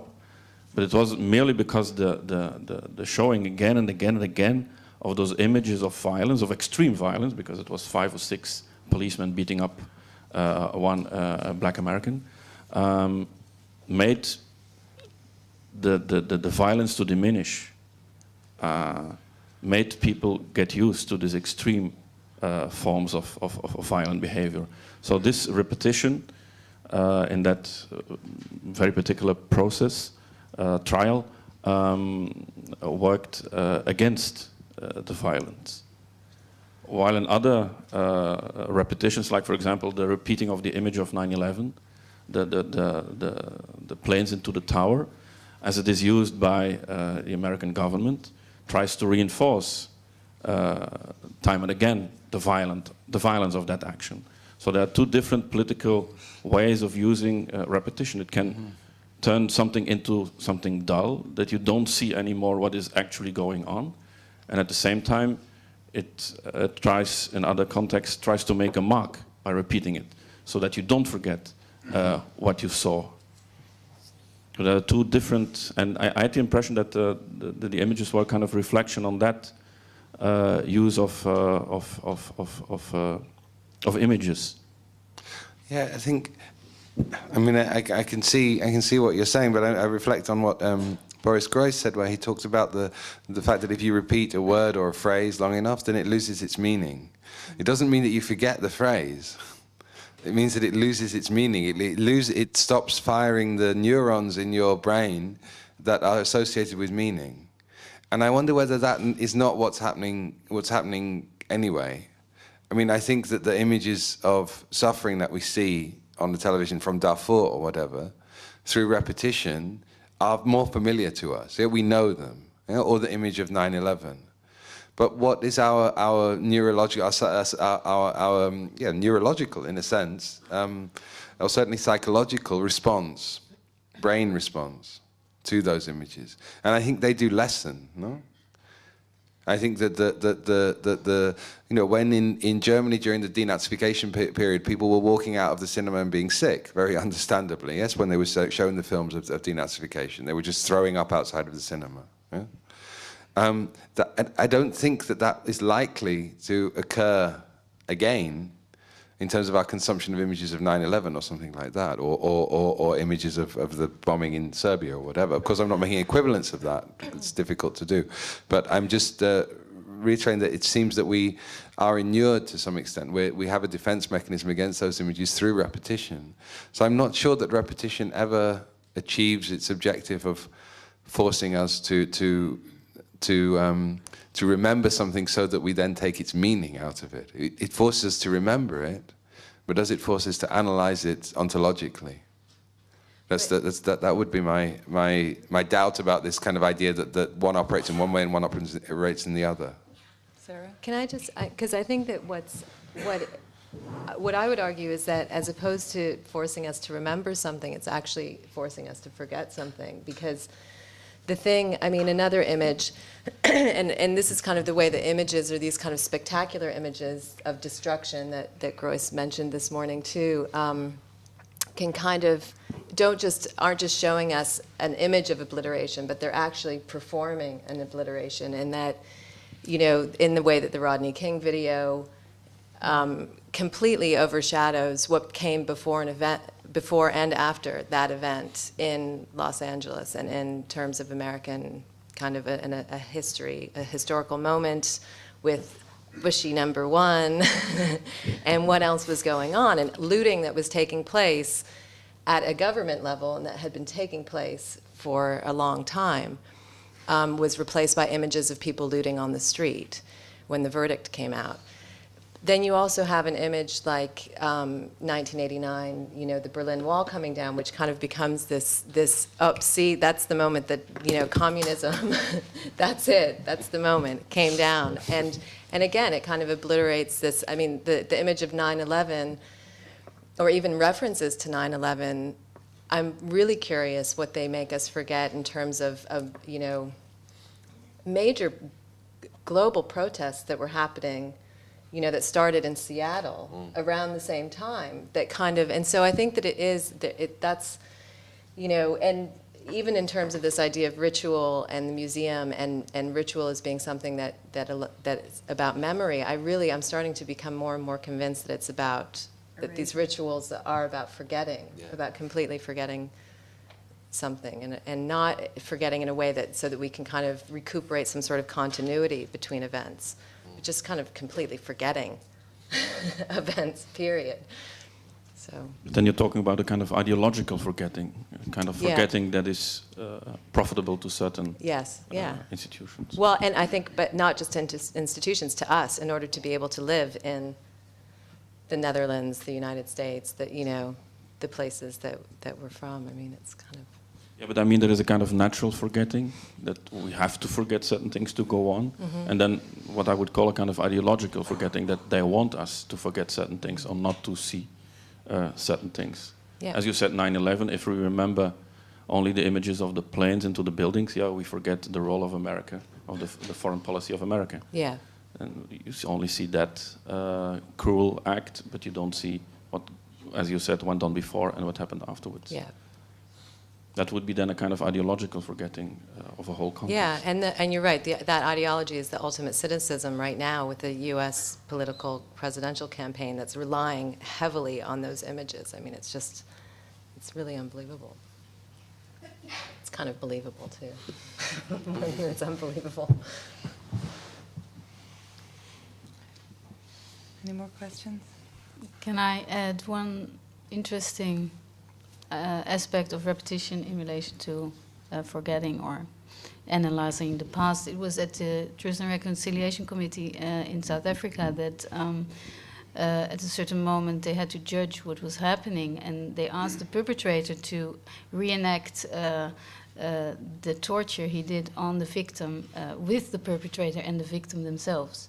So they sort of restaged the act that they did during that time, and it was also broadcasted in South Africa, so it was on television and everybody saw it. So there was a very sort of very strange form of repetition by the people who actually did it at that time.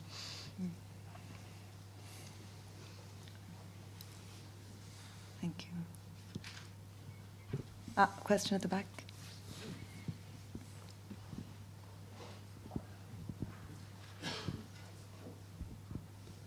Yes, I was thinking, or sort of going through the idea to consider the audience somehow as a space of autonomy, or to think about the relationship between the audience from a performance somehow in relation to the concept of autonomy. And I was wondering how you also consider your work or this work. What kind of spectator or to what kind of public do you make it? And do you consider this public to be autonomous? Or do you consider the spectator to be autonomous?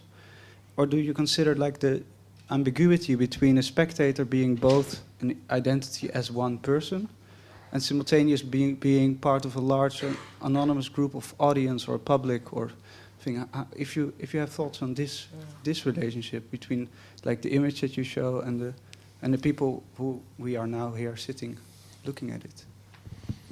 Well, I think that's a really good question, and I think it's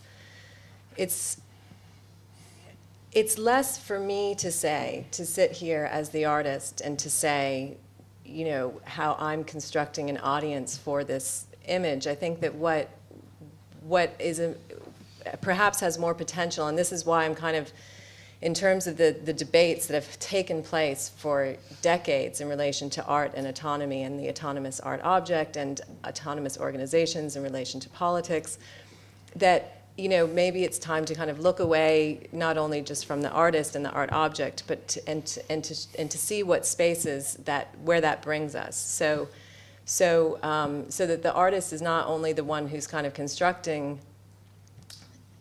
space or public or autonomy or, you know, audience, but that also so that everyone becomes implicated on a certain level in how you read an image and how you consume an image, how you reproduce it, how you rationalize it. And so I don't mean this as a way to just kind of dodge out of the question, but it's really not something that when that I think I need to that I'm thinking about. You know, I'm kind of, because I think it produces a sort of division too, or a line between the artist and the audience, or the artist and public, and that I'm kind of suggesting is maybe not as productive, and actually privileges one person in relation to many. Does that kind of... Okay. So you're yourself integrating, if you're integrating yourself within this ambiguous space of Well, autonomy, so to speak. Yeah, and also in terms of time, because it's temporal, and that's, you know, I think a lot of what was talked about this morning and what's been talked about here is kind of when you're dealing with images and when you're using images, and that's kind of something that you're on a certain level trading in and propagating. You know, there's kind of a level of caution around that's called for, but I think that there's also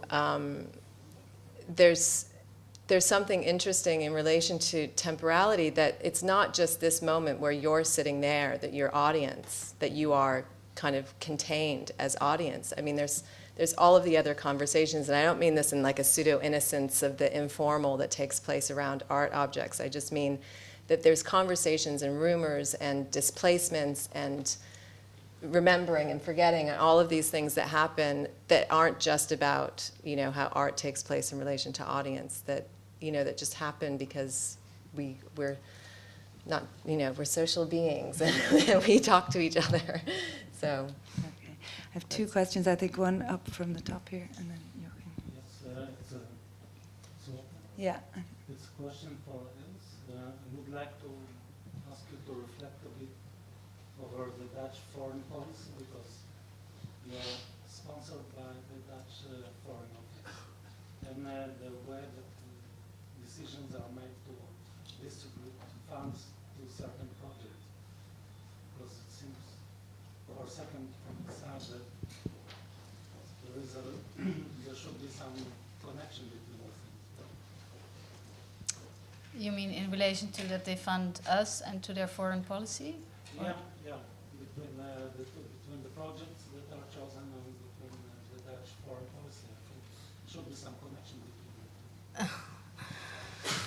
them. Well, the funding of the Prince Claus Fund, the connection is very blunt, and is the royal family, I think.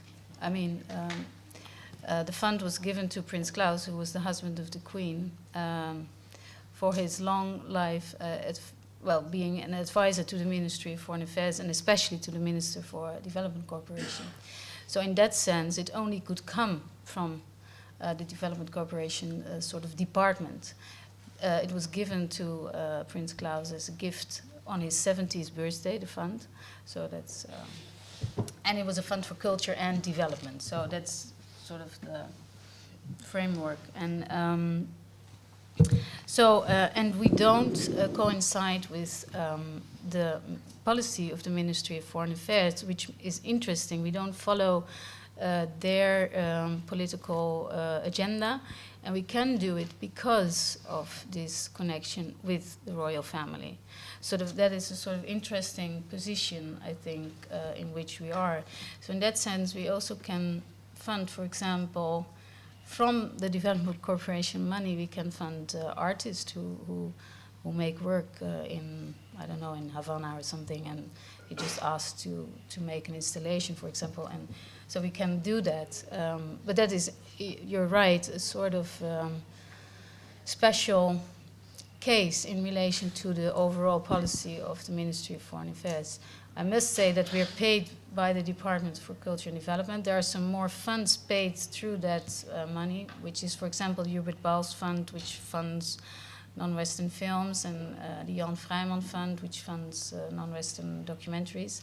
But of course, we have limits. I mean, Charles already said, of course, in the Netherlands there are also economic and political complexities, and I'm the first one to agree.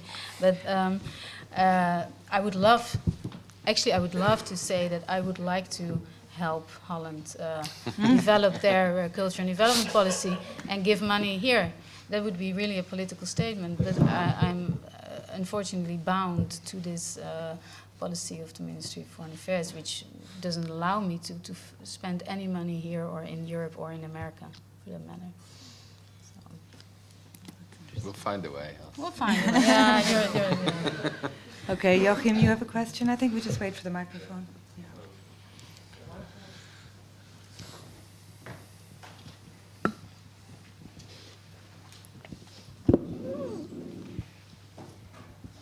Okay.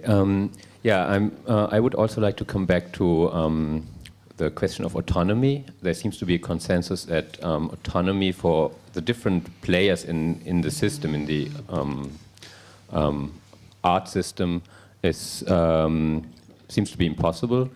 And I wonder, I mean, I would like to take an extreme position. I wonder if the concept of the artist as a contributor to the communication that is happening in the art system, is that still necessary or useful? And will it exist in the long run, or is it something that we can abandon, maybe even? And of course, the other players in the system, of course, also put that question. But I think the idea of the artist, the concept of the artist, implies that there is also an idea of autonomy that is maybe actually impossible.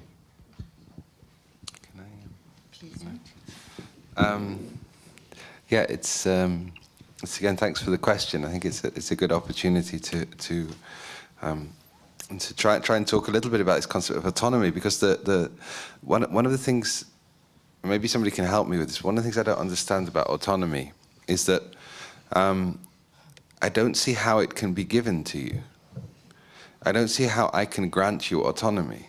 You know, one of the questions that's asked of the museum sometimes is that we should create the conditions in which art can be autonomous. But how on earth can we do that?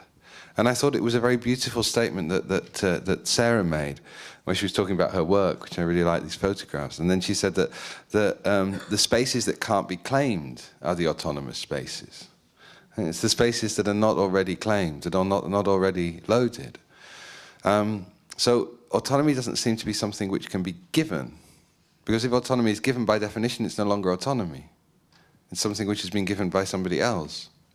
So autonomy seems, you know, purely on a semantic level, it's difficult to grant autonomy, to say that artists should be autonomous. And therefore we will create the conditions. I mean, maybe artists should be autonomous is okay, but therefore we will create the conditions in which that autonomy can be practiced. Seems to me to be a non sequitur. You can't go from the one to the other. So therefore, when you say, are artists necessary, in a sense they have to prove their necessity. I mean, the role is not that artists should exist because artists should exist, any more that I can grant you the status of being autonomous. But that I think and I believe, and the history of art tells us, that they are incredibly necessary in order for us to imagine things otherwise. And that without the artist in that role of allowing us to imagine things otherwise, and obviously, as Boris was talking about, the market interferes in this by presenting a whole series of other values rather than those possibly imaginative values. But in a sense, the artist has to fight for the right to be an artist, just as much as we all have to fight for our autonomy and try and find it in the spaces between, or the spaces that can't be claimed, as you said. And that seems to be the basis of autonomy. So, I mean, if artists en masse in general fail to demand their autonomy and fail to provide us as a society with the imagination that we need in order to think things otherwise than they are now, then no, they shouldn't exist. I mean, they wouldn't exist because they would no longer produce something which created the conditions that we needed them for. I can't imagine that being the case, but I think that the possibility exists hypothetically. My background is, amongst other things, software design. And in software design, you also deal with dependencies. And generally, a good design tries to avoid redundant dependencies. Now, if we have a system where artists need to make a living, and at the same time they need to be free to do whatever they want to, there is some kind of a redundant dependency. So there's a design problem, if you look at it from that perspective.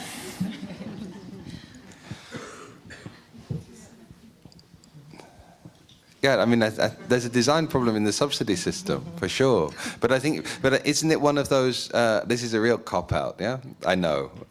But isn't it one of those ambivalences that we have to live with? because to resolve that ambivalence would require the idea of pure suffering, which is exactly what Boris Groys talked about as the role of the modern artist, to be something that was enacted at the state level. In other words, artists should be pure sufferers and should not have any kind of state support because they should be suffering, because that's their role. Now, to an extent, that's true, but I think it's a hard line to follow. At least we have to live with it is, of course, also an answer that's often given in software projects when change. I might take one more question before we go on, if there's one. Great, here, yeah. Yeah, I would like to go on with the spaces that can't be claimed, because I was intrigued by that as well. And in a way, I think you're right, but then I'm thinking, what spaces can't be claimed? I think any space can be claimed. Well, you are claiming this space by making this photo. I didn't make this photo. Okay. Sorry, maybe I didn't make that. This photograph was taken in 1970, 3 days before the students were shot on the campus of Kent State. It's in the May 4 archive of Kent State. But I mean, I am not the first person. I can't claim being the first person to talk about unclaimed spaces or spaces that cannot be claimed, and that's beautiful.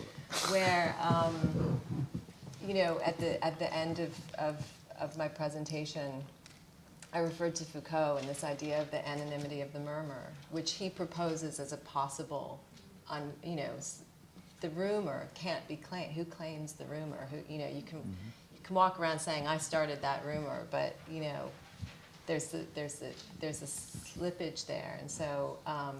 So I think that it goes back to your point too. It really problematizes the status of the artist in relation to when you start talking about spaces that can't be claimed. And I think that artists are incredibly institutionalized, and that part of that question of grant me my autonomy is it's coming from such an institutionalized mindset.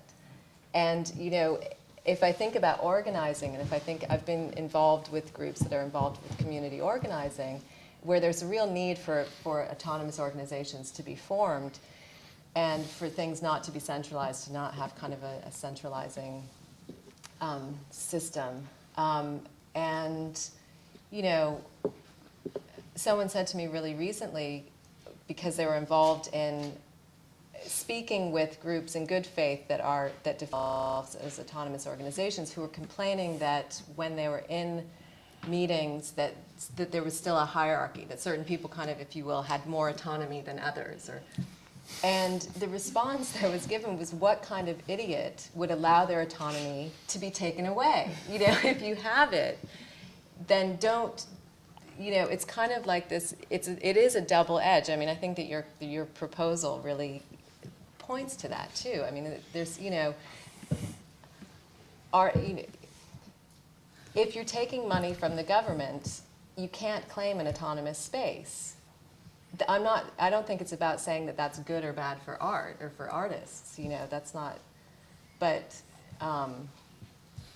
maybe that's okay, because maybe that space wasn't there to be claimed anyway. And so, you know, so it's kind of. I mean, there's a lot of. But I think that there's definitely spaces that. I can't claim the conversations that you will have when you leave this room about this talk, if you have them, you know, or what you think later tomorrow. You know, I mean, that's what I mean about the spaces that can't be claimed, you know, where I'm not the author of that experience as the artist. No, that's my point. You're not the author, but you can claim it. I mean, a lot of things are claimed by people who are not the authors or the owners of that place or space. Let's call it space. So, I would agree. In that sense, I think it's very interesting when you say, but very complicated and very. But I think that what you're getting at is important. It's really important to think about it as something real and not just as a kind of this sort of nice thing to say in a presentation. Yeah. Thank you so much, everybody in the audience, for wonderful questions. Thank you, Sarah, Else, and Charles. Okay, we'll take maybe a 5-minute break before we go on with the next presentation. Thank you. Maybe you can say that. Oh, yeah. Sorry, one last thing. Else has very generously given us a series of the publications from the Prince Claus Fund. So if anybody's interested in having a look or taking one, please do. Oh, okay. Yeah. That's good. Even carrying it from the office, do you? Thanks so much. Thank you, yeah. Well, I felt a bit outcast, but... No, honestly, do you see the other...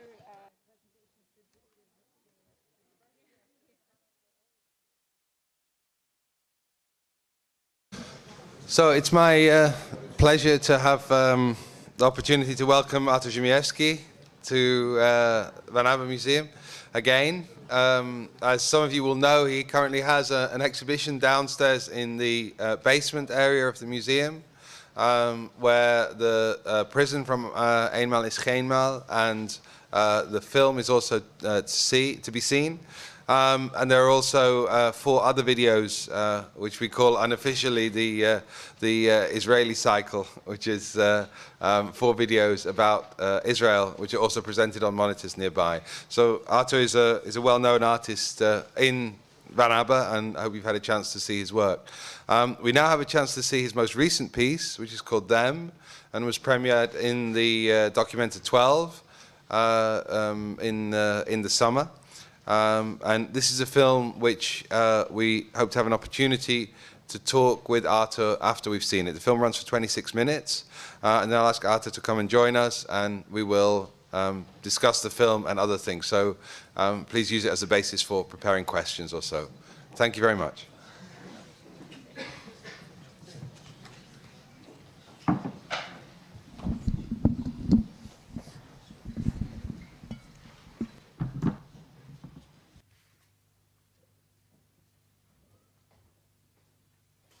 Zaczynam. Zaczynam. Pani zaczyna. Zaczynam.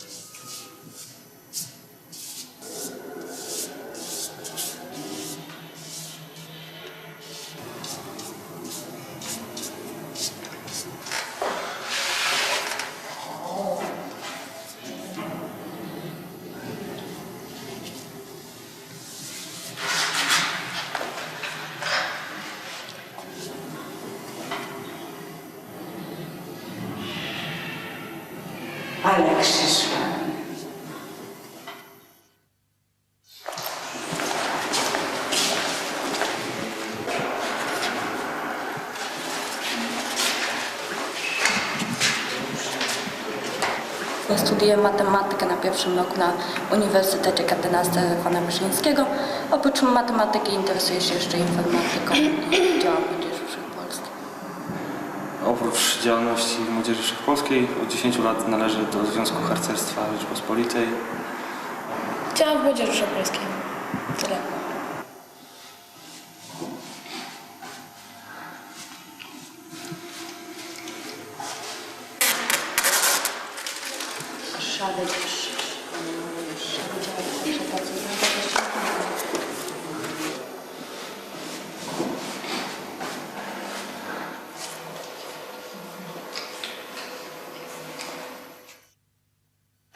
Nie, napiszmy Polin, to nie jest zły pomysł. No, czyli że tu spoczniemy, prawda? Takie jest tłumaczenie. Tak? Nazwa polska po hebrajsku. Nie się nosiło.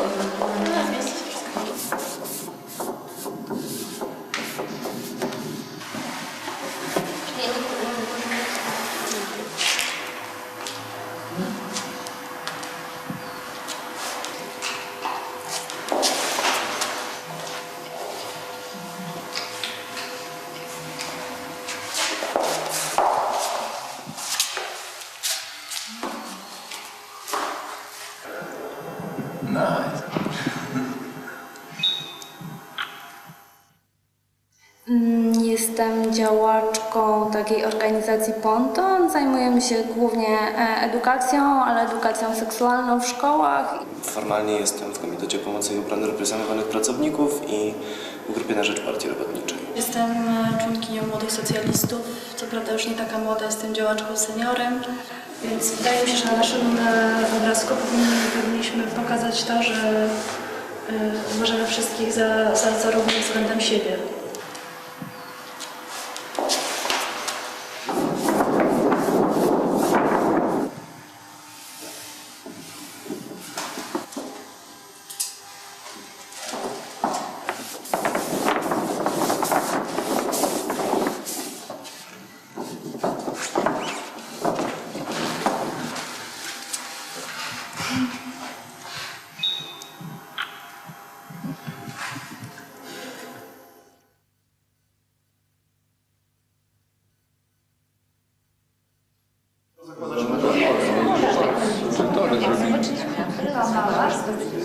Tu jest XL. Oddaję L.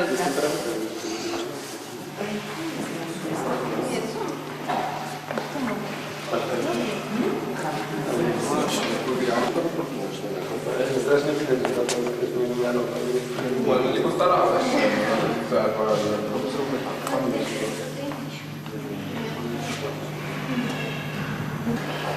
To jest jakby początek tej naszej gry, tak? Jeżeli komuś się coś nie podoba tutaj w tej sytuacji, to może ją zmienić w dowolny sposób. Przeredagować, przepisać, przerysować, rozwalić albo dołożyć coś. Tak? Nie ma żadnych ograniczeń.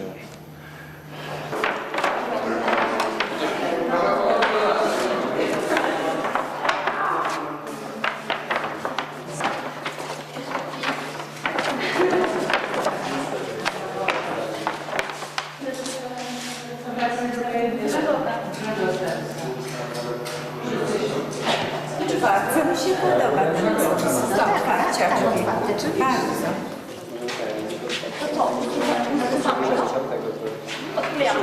Białej taśmy. Tu mamy...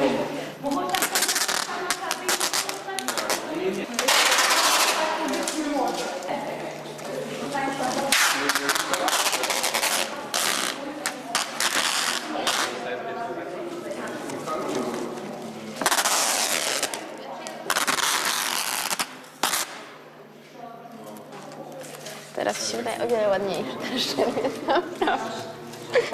Przykleiłam im tęczę i znak równości, parady równości, też znak homoseksualistów i sądzę, że wiem, że są zaciekłymi, nie wiem, wrogami homoseksualistów, a zupełnie nie rozumiem tej postawy.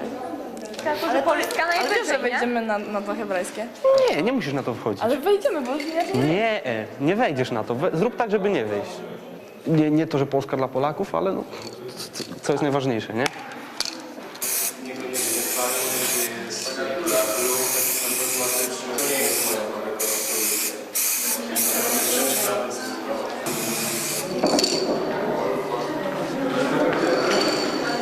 Trzeba podkreślić, że to jest Polska i jakieś godne miejsce należy się tu Polakom. O to chodzi. Wyciąć górę, tak? No nie wiem, to takie bardzo drastyczne jest działanie. No ale generalnie takie totalitarne organizacje powinny być zakazane prawnie.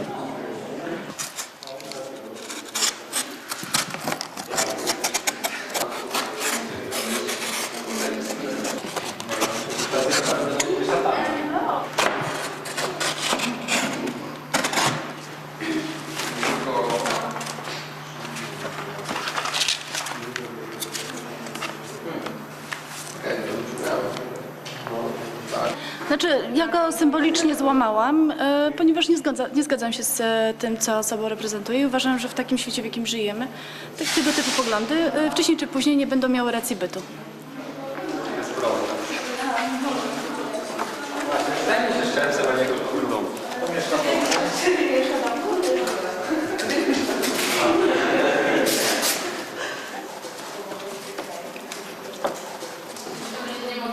Dobra, trzymaj teraz to. Tak.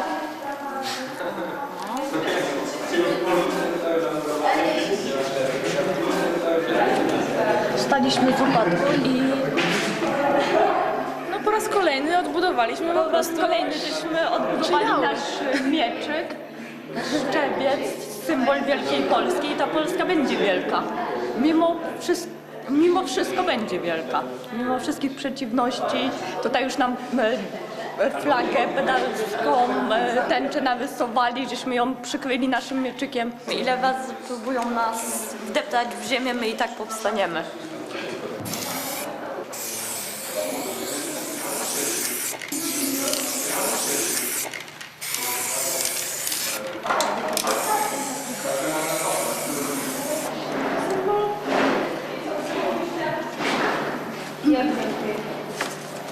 Wystarczy wszystko do trzeba tylko wyciągnąć.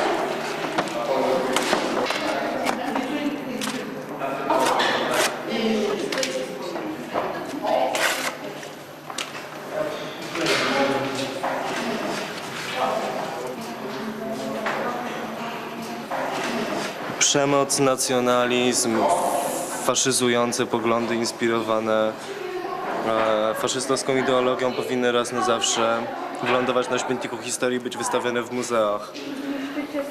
Kiepska sprawa. Dobra. To jest symbol. Musimy symbol odbudować. nietolerancji wobec nas. Musimy odbudować nasz kraj. To co, za mało jest całkowicie? Bierz pędzel. Do roboty, do roboty.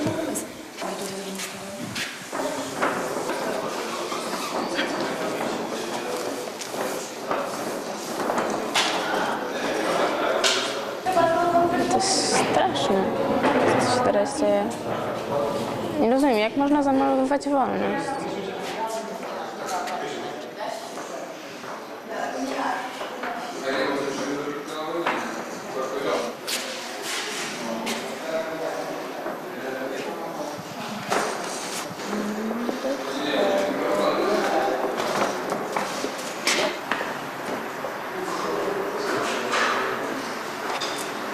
My odbudowaliśmy Polskę. Stworzyliśmy Polskę taką, jaka powinna być. Z najważniejszymi wartościami.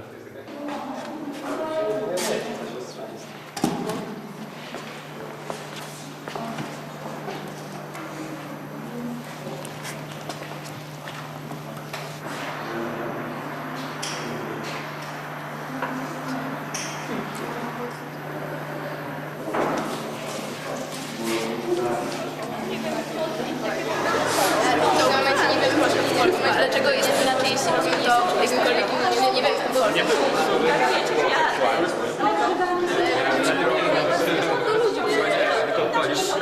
Tym się różnimy od zwierząt, że po prostu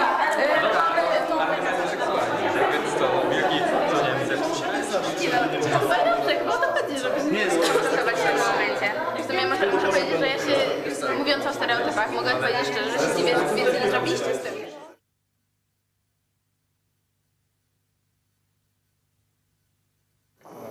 Żebyście chociaż raz poszły do Świętego Benona i zobaczyli, jak tam się odprawia msza święta, jak jest cicho. Jak jest podnoszony przez ministrantów ornat, żeby go nie dotknął butami. Bo nie, tak jest to starzy.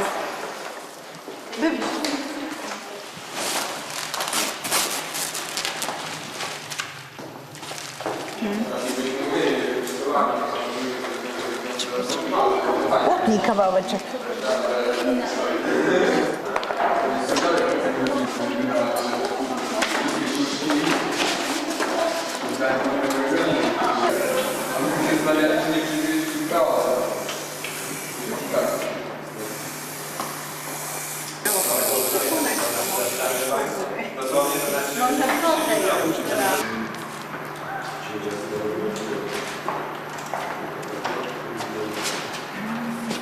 Ja trzymam z tyłu.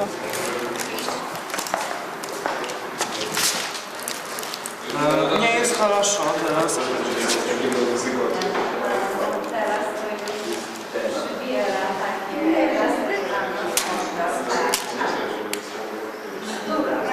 Co to jest?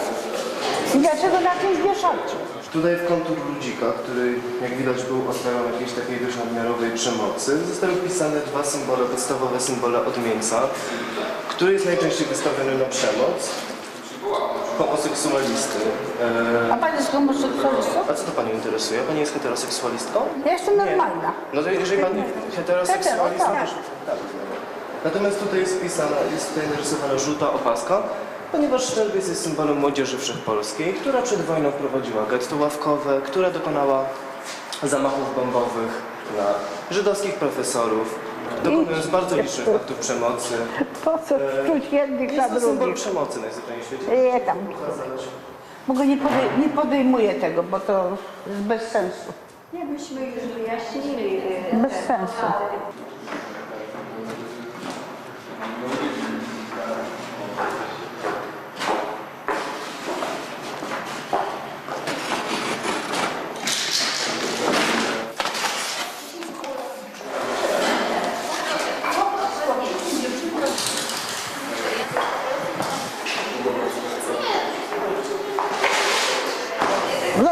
Zobacz. Krzyżyk na piersiach, no i nogami depcze. Tak. No.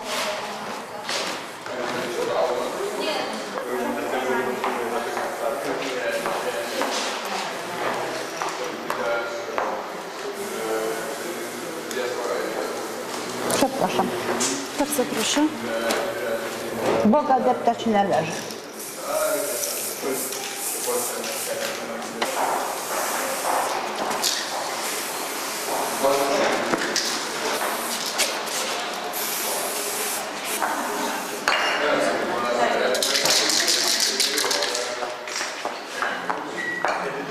To, co byście zrobili, to dla mnie to jest szczucie jednych na drugich, a ja nie chcę.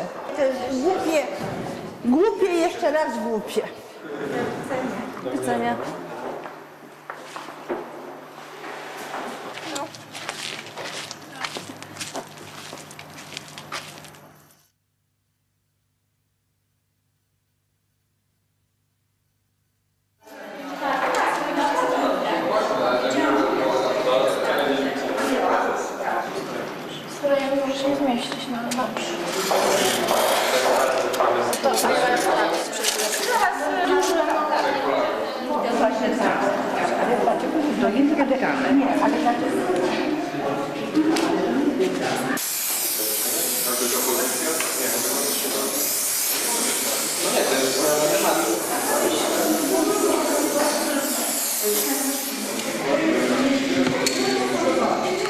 Oczywiście, że to jest.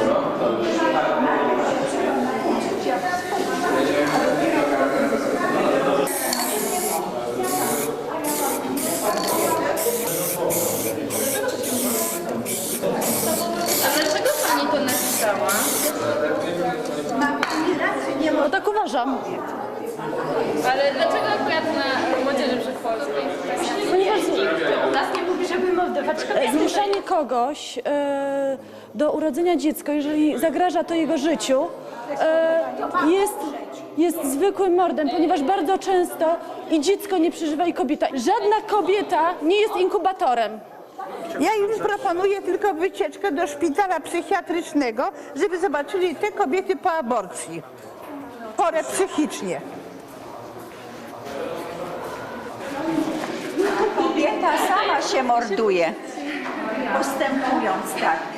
Bo czy ktoś chce, czy nie, to Bóg istnieje i Jego sprawiedliwość dzieje.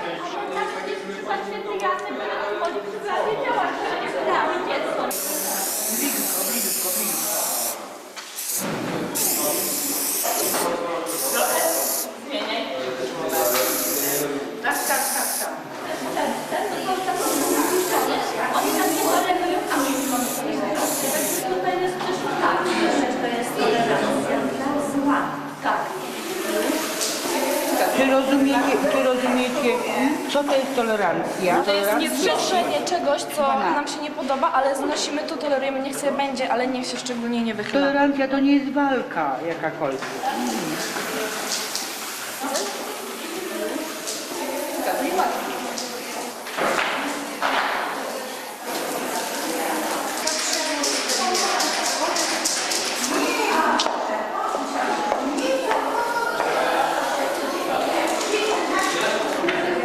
I weź długi pędzelek. Poprawimy to. Walczymy. Jest czarne, to nie mogę go maczać. Może znajdę jakiś inny.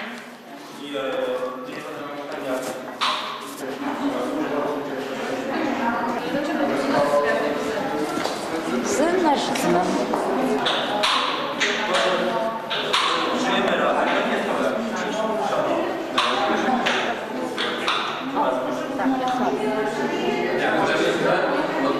My na tej swastyce żeśmy napisały, walczymy z nazizmem, ponieważ nie utożsamiamy się z swastyką i z tą ideologią nazistowską. Nazizm jest to narodowy socjalizm, a socjalizm to po tamtej stronie.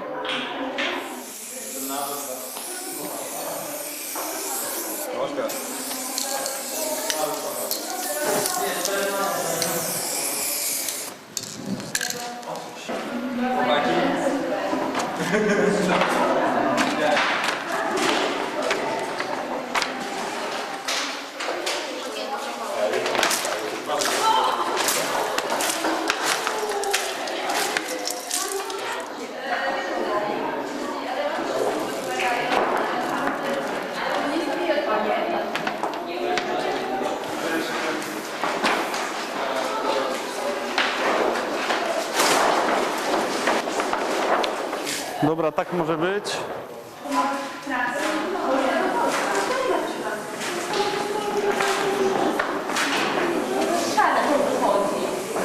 tak, ale będzie przynajmniej jednolite.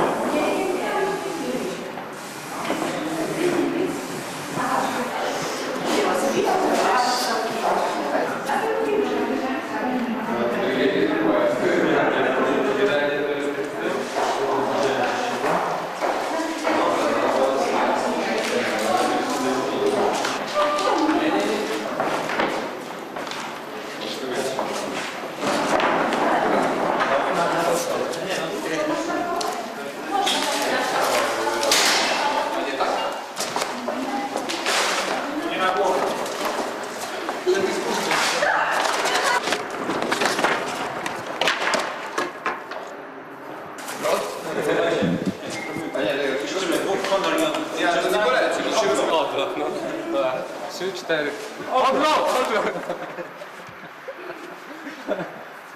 Nielotne zbyt. Hasło angielskie.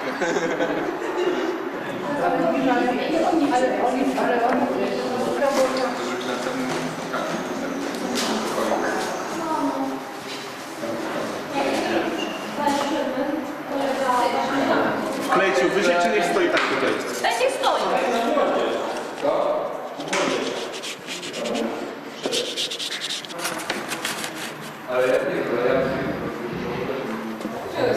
Już dzieło dopełnione? Słucham? Pytam się, nie? No trwa nadal. Więc przepraszam cię bardzo. Mogę? Bardzo przepraszam cię bardzo. Ale bez argumentów siłowych. Ale ja bardzo nie, w proszę. ogóle zero argumentów siłowych. To się nazywa bierny opór.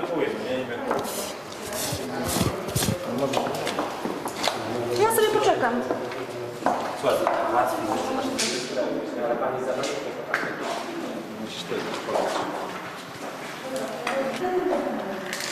Dziękuję.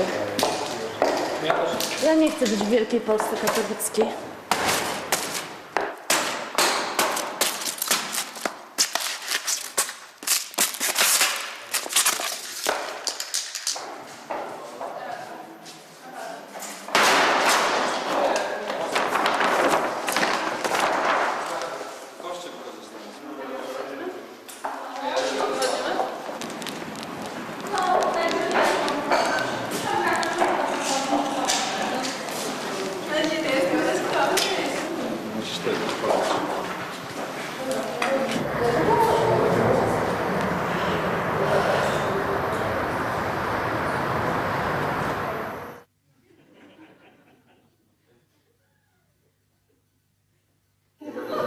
Jeśli pani uważa, że to nie zgadzam. Znaczy nie na mnie to, no po prostu. Ale to nie jest czerwony, tylko bordo. Pani się pomyliła coś. No dobrze, nie będzie bordo. Ogólnie ten odcień, czy bordo, czy czerwony, nie odpowiada. A mnie czarny kościółkowy nie odpowiada. Ale zaraz zrobię to samo. Proszę bardzo. I zaraz zrobię to samo. Ależ proszę bardzo, nie ma problemu. Ma pani, no o. Kurde, taka ładna była. Szkoda. Była, mnie też szkoda. W tym momencie przecina pani wolność. Kończy pani z wolnością. Uwaga, bo koszulka albo coś tam. Uwaga, bo ciało, jest z koszulki. Jestem daleka od wyjścia. Dobrze.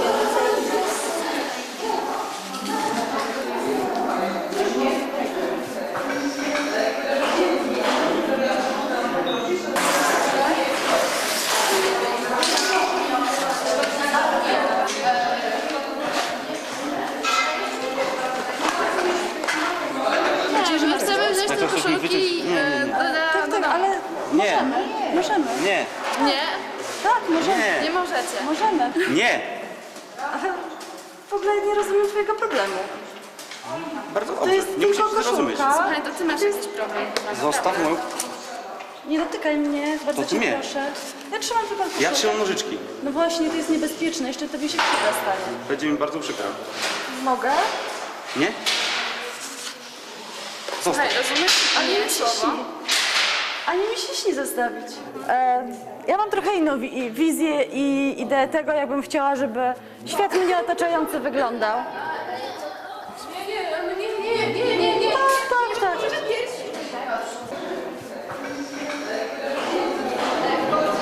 To będzie gorszy moment. Szybko! Czekaj! Ale gdzie jesteś? Ja mam tego dość.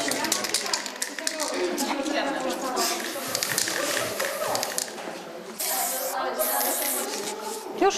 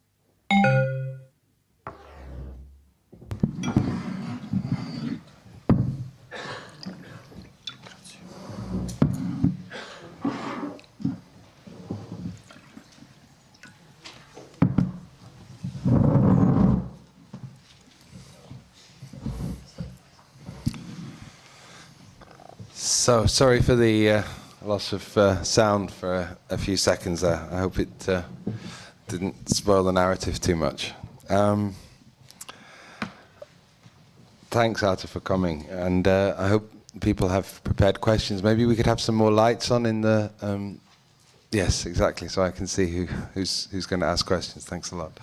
I suppose I have one question, which is a sort of introductory thing, which might help us to see some background to the film. Can you tell us your thinking behind making the film in relationship to the situation, particularly in Poland. I'm thinking that we talked about the Netherlands as an example earlier, and it seems to refer to, in part, to specific conditions there, but maybe also beyond that. And I wonder how you see its relationship to the actual situation in Poland and maybe other situations elsewhere.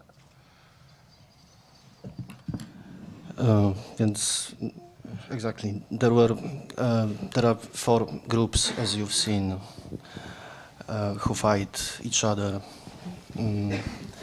and this is not what happened. What was, I mean, in Poland. I mean, not only these groups took part in a political fight.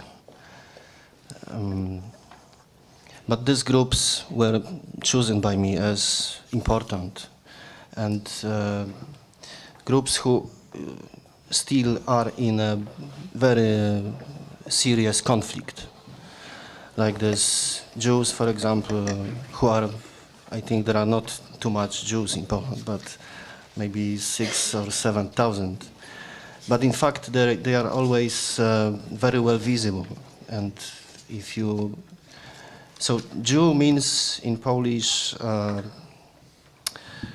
this is bad word.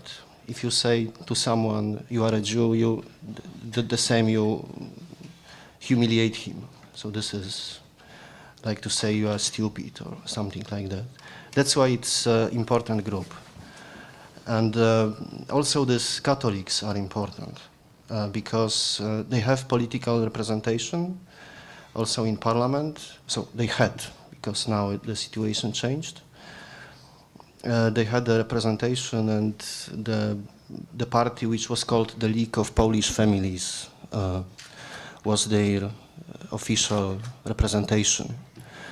It's around, we can say, it's 30% of Polish society are these Catholics, and they have also their own radio station, TV station, they have daily newspaper. So this is strong, really strong movement in Poland. And from the very right side of the political scene, on the very right side of the political scene are located these young people from this old youth organization. They are, I can say, fighters. They are a kind of militia. Does this word exist? Militia? Yeah, militia. Militia, exactly. So if there is a demonstration on the street and someone has to fight, they are the best fighters. And they really are brave and aggressive, etc. And in fact, they are fascists. This is, I can say, pure fascist ideology. And they were deeply connected with this League of Polish Families. I mean, the boss of the party was also the boss of the League. Was also the boss of this organization of all Polish youth.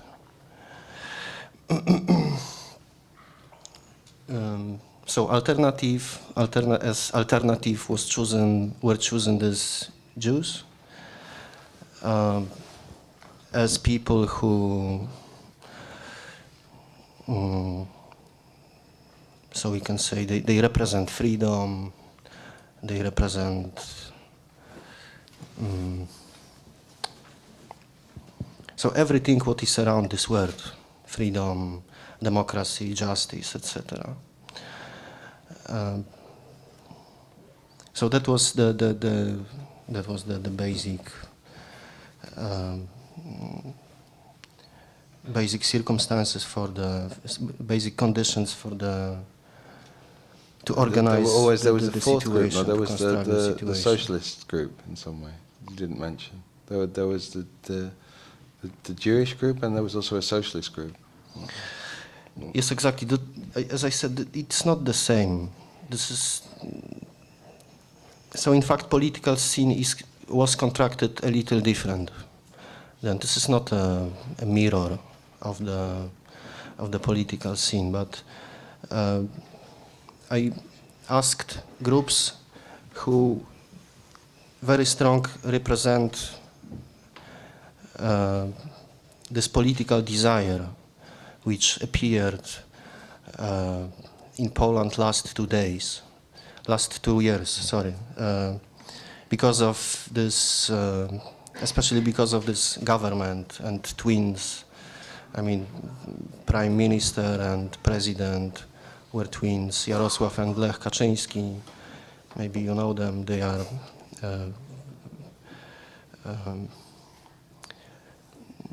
are from the right side, both of them. They are very conservative, Catholic, etc., etc. So, but I wanted to show, what I wanted to show was this political desire. I mean, and conflict. I wanted to show groups who are in conflict, who fight each other. Because I think this is this is what is real in Polish society now. That people are absolutely very serious, engaged, involved in politics, in political thinking, political fight, etc. I think on the east of Europe there is maybe what you don't know well, but there is very strong this political desire. No. Everybody talk about politics. It's absolutely very important topic. And now you live in Berlin recently, so do you also notice contrasts between East and West, or do you see that pattern also being reproduced in Germany or somewhere? Yes, exactly. I live in Berlin now, and I have these talks with Germans, with people who live, with citizens of Berlin. And I think that the image of political situation in Germany is covered by this image of liberalism, which is presented always by the Berliners, by the people from there, that we are so liberal, you can do whatever you want to do, you can be homosexual and present your choice on the street for free. It's free. Everything is legal, everything is free, everything is possible. So this Western liberalism represented by Berlin means you can do whatever you want to do, yeah, in the city. But I think it's absolutely fake. This is absolutely artificial, and what is covered, what is hidden behind this fake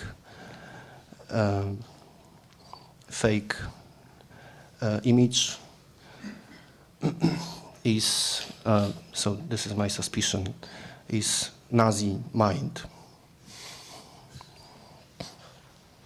I'm sorry for that, but I have some experiences from Berlin, which,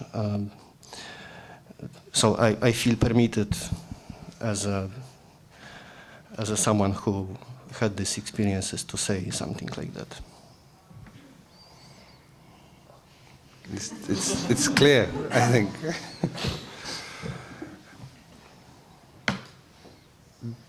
There's also this aspect in the work of you said you want conflict, and I'm reminded that the very first talk that we had here was with Paul Scheffer, and he's a sociologist in the Netherlands, who's thinking about questions of immigration in, I suppose, within a fairly conservative framework. I mean, he's thinking about immigration in terms of how can what he's declared to be the self-evidently open society of the Netherlands continue without interrogating that question at all.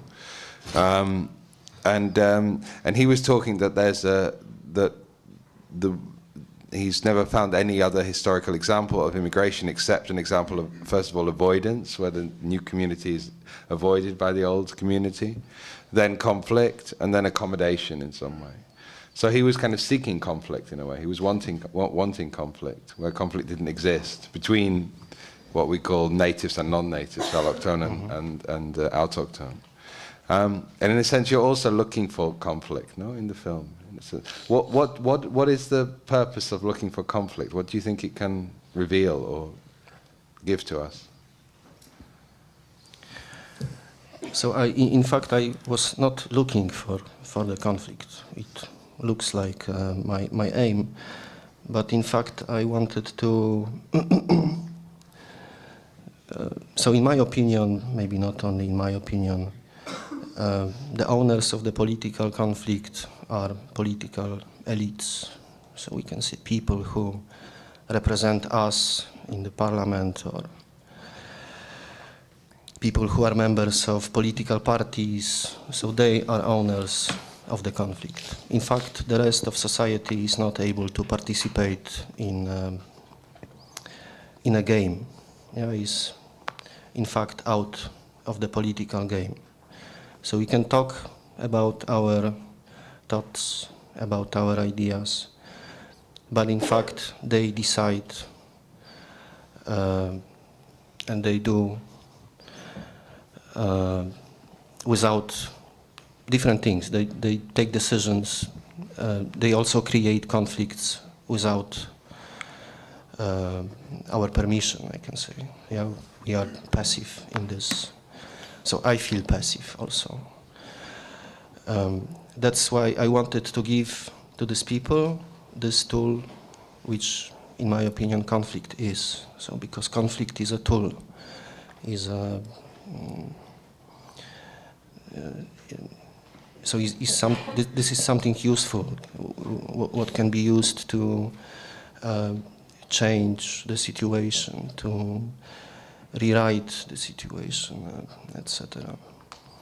So that's why my idea was to, I can say, democratize conflict, to give conflict to ordinary people.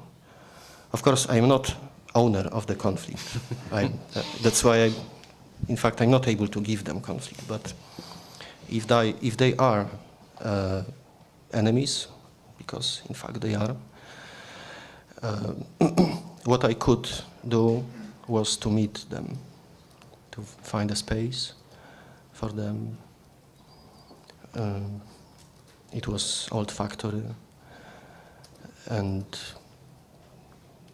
managed few meetings, few appointments, and that's what I could do. And that was, in my opinion, an easy way to, as I said, democratize conflict. Because I think people need it. That's what, in fact, we need as a citizens, as a, yeah. Are there any questions that I can, yeah, Erwin, where's the microphone? Anybody else for questions? While Erwin gets the microphone, Oz? Anybody else? Think about your questions. Yeah, it's Erwin, sorry. Yeah, Erwin Jansen. No, I just wanted to make a comment on what you said now. So in the end, you installed a kind of democracy. So what we saw was a functioning of democracy. And that I find a very interesting way of looking at the video, because you can also read it in a different way. But I wanted to ask, what kind of rules did you impose? What did you tell them? What was the playground? Because as it is a democracy, you probably said you can do this, you can do that you have to accept, that we can't accept. What was the play field you gave to your actors? So the main rule for them was, I want you to be brave in your behavior, in your activities. So whatever you want to do is in fact permitted. So you can do this. And it is connected with the next rule.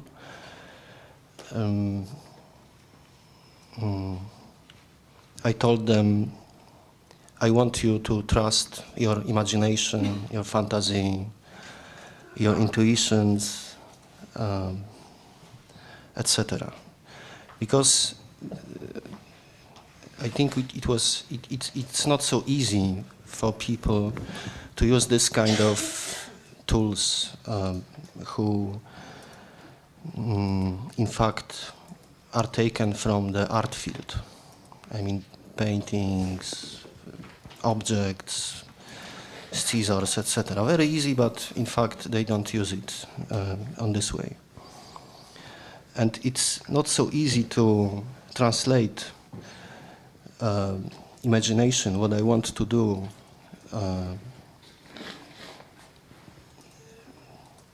as an ideological step, to translate it into this real activity with this kind of tools of expression. Yeah? So there were two main rules, I can say. Because they were also, it was important because they were also, they were a little shy, I can say. They were ashamed, they have to express in public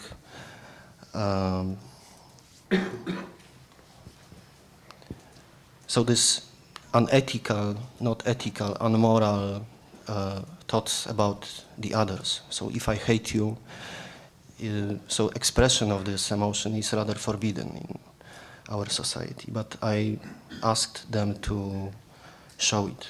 If you hate, if you are really fascist and you hate Jews, show it. So we need it for this conflict. We need it for this fight.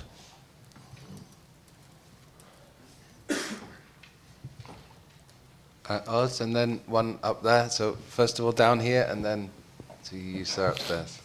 What was it? Here, just along the way. Thanks.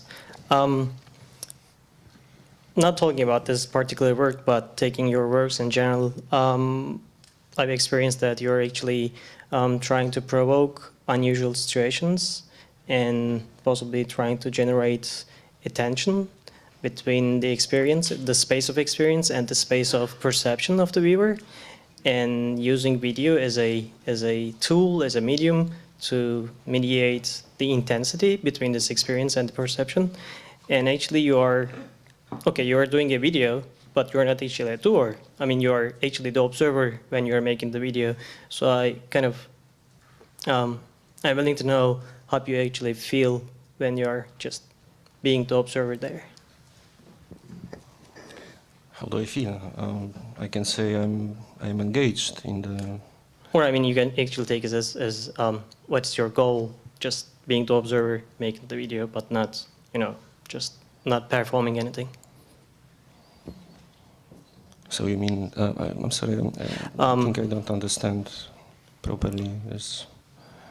Okay, so far I've seen like 5 or 6 works of yours, and you're making up a situation, like you're putting up people, you're observing them, you're making a video, and you're always the observer, right?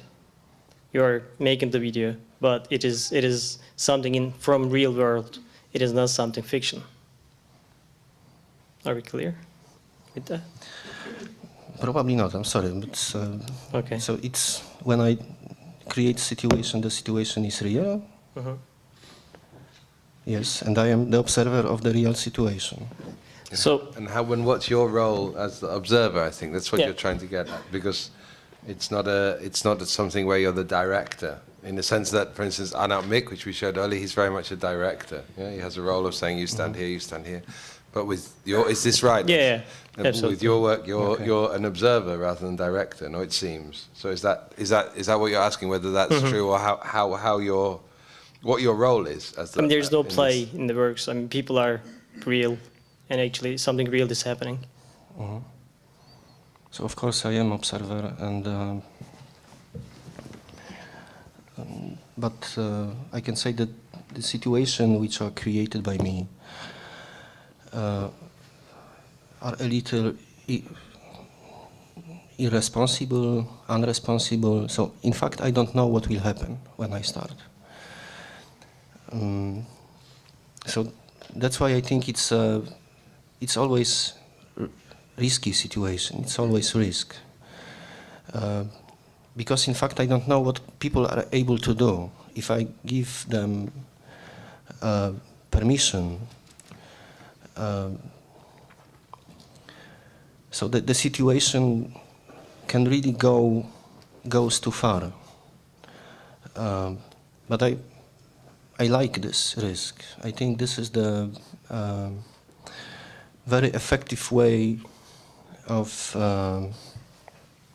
understanding things, and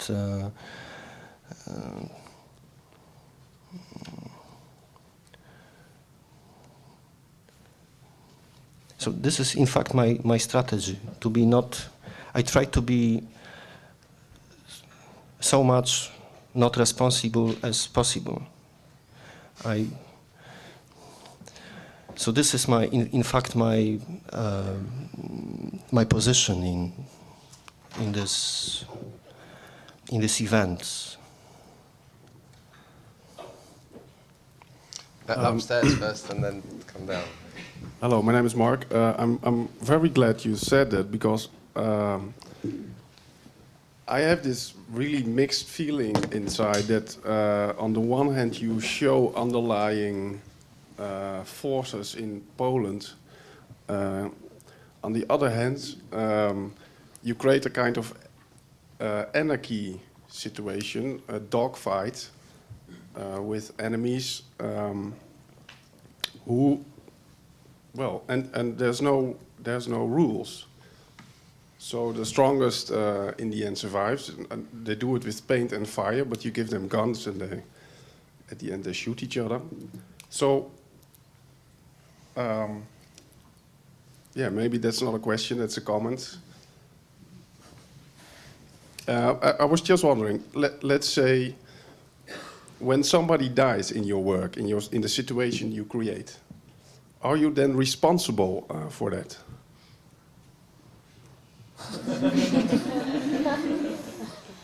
In fact, I don't know. There was one. There was in fact only one movie which I was really afraid of participants. The movie is called Repetition. It's probably shown when presented. It's shown here when we're not in here, basically. And so that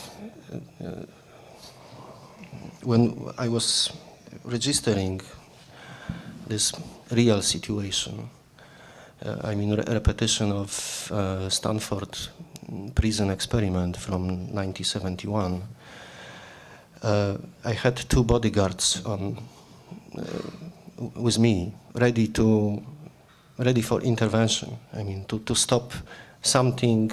I mean unexpected eruption of brutality during this experiment. It didn't happen, but that was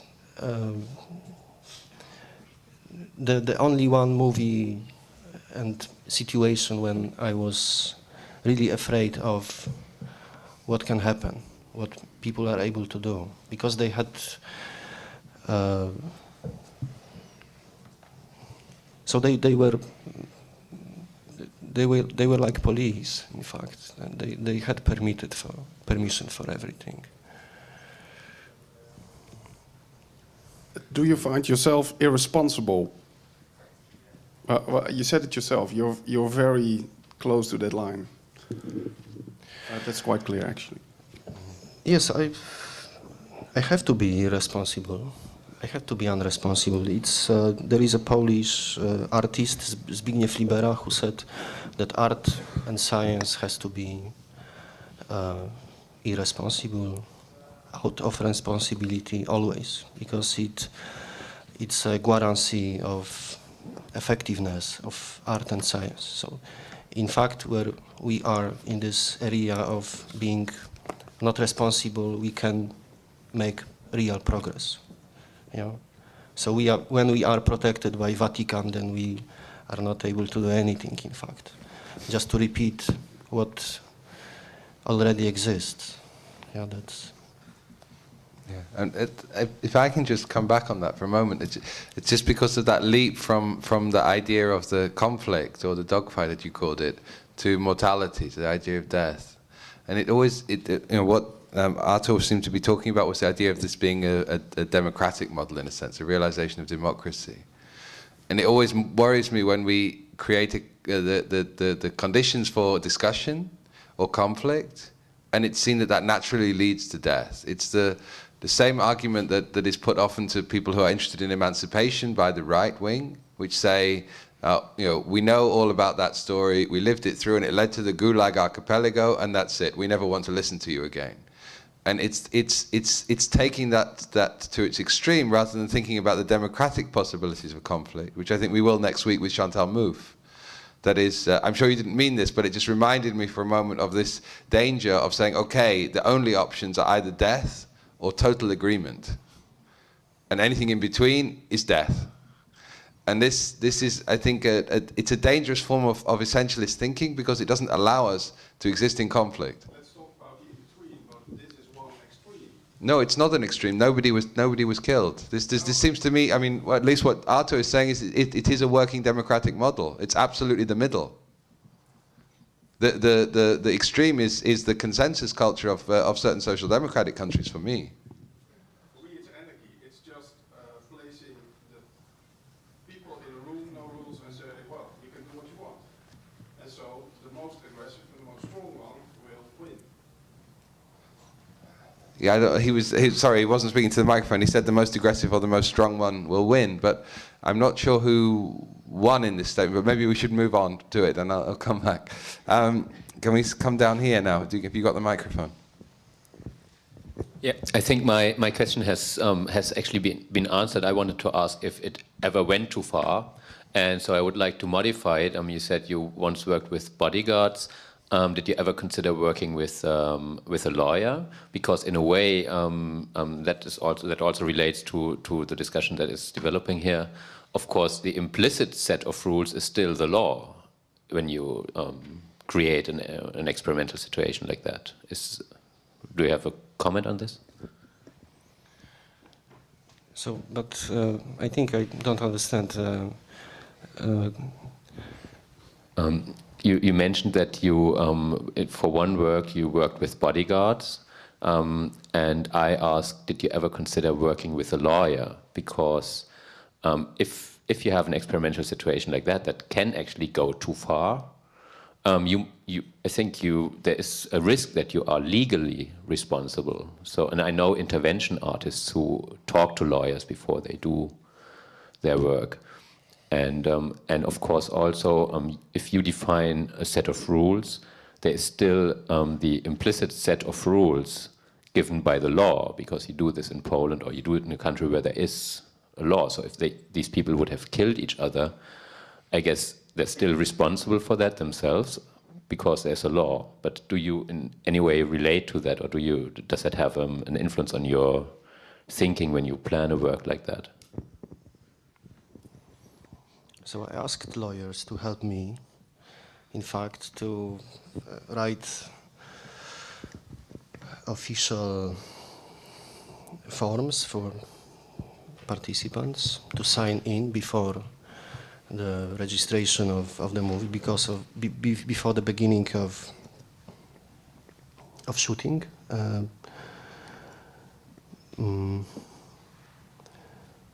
But in fact,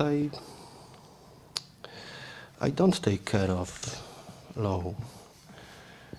This is what I don't think about. I only think that I think on this very cynical way. I think like other directors or movie producers or TV producers, how to protect me from any kind of responsibility. If happens something, if something can happen with to the participant, someone die or will be ill, etc.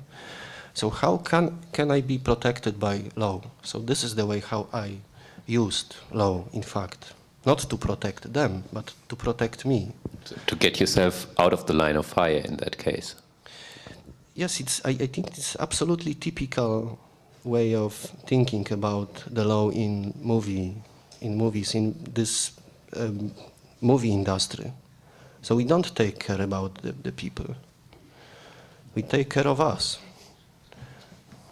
I mean, this team of producers, etc. Okay, thank you. And more over here. Any more questions? Yep, at the back. 3 there, 4. I think we can take about 4 more and then we need to stop because we have to go to the evaluation. I am curious to know if what happened. Did you show this movie in Poland? And what was the reaction? No? No. No? Okay. No, it's maybe maybe strange, but it will be presented tomorrow. First time in Poland. That's why I don't know reactions. So you can go with Artur to Warsaw tomorrow if you want, and the new Museum of Contemporary Art will present the work, of modern art, sorry, will present the work. Next question, please. I was just wanting to ask what you think the role of conflict is. What do you think the role of conflict is? And also, like, maybe you could try and elaborate on this mask of liberalism that you kind of said in your first answer. But the question is, what is... So the first question was, what do you think the role of conflict is in this kind of democratic process, and also like, or how it plays a part in it? And the second one was, if you could elaborate on you said this kind of like fakeness of liberal thought in Western Europe. So this is my intuition, I can say, or my feeling when I was talking to people from Berlin, this feeling about this fake face of liberal West, in which I, in fact, don't believe. I mean, I don't believe in this liberalism produced by Berlin. That's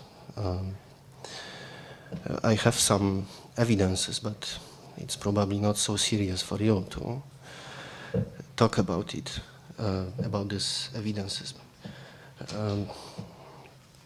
I was kind of more asking, like, why you think it's there, than not to justify your experiences. So maybe it's injustice to talk about it.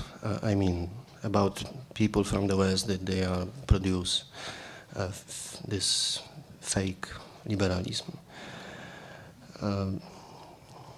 But I, in fact, don't want to be justice.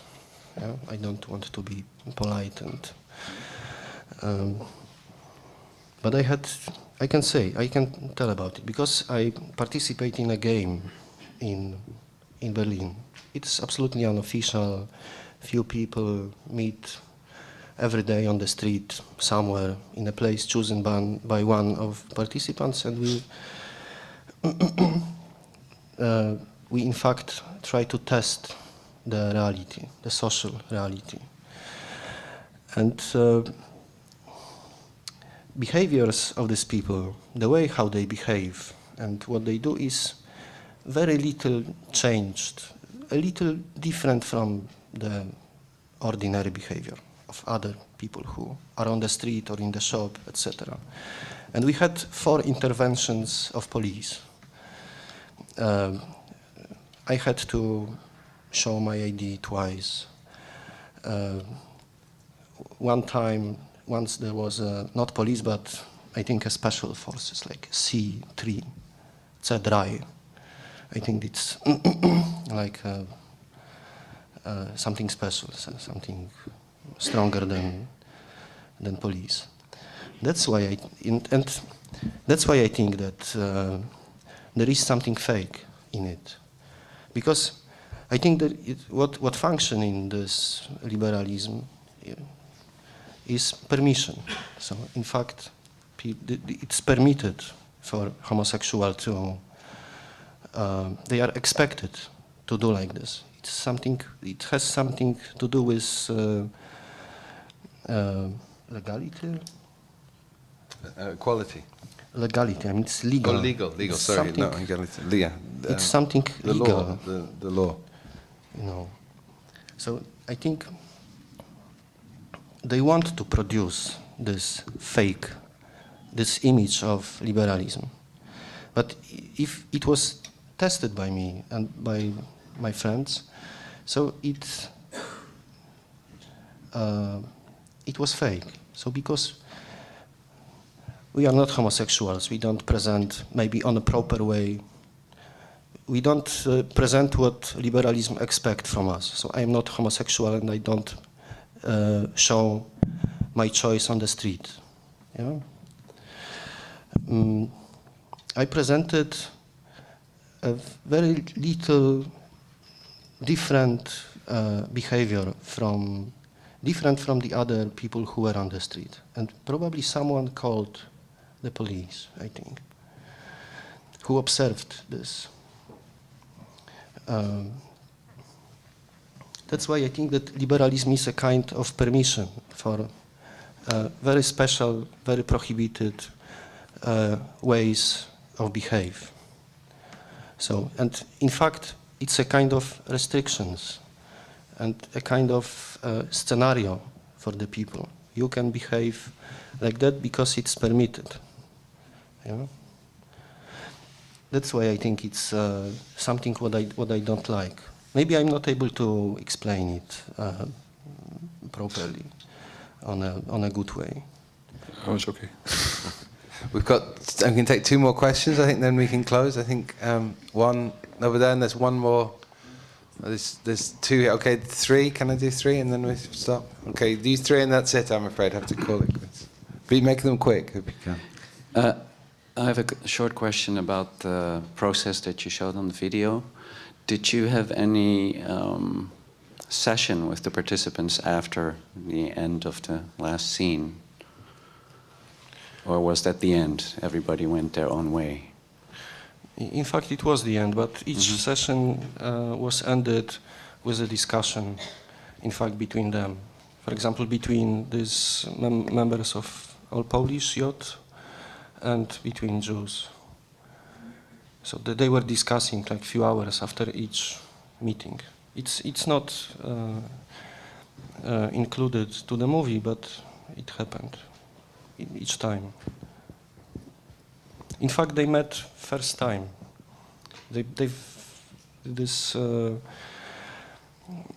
Members of All Polish Youth, they've never seen any Jew in their life.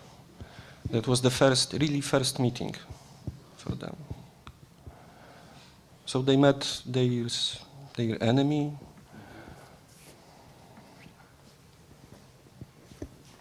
You can go there and then down, and then that's it. Yeah, we can go up to the back. Sorry, I don't know. The lady in red.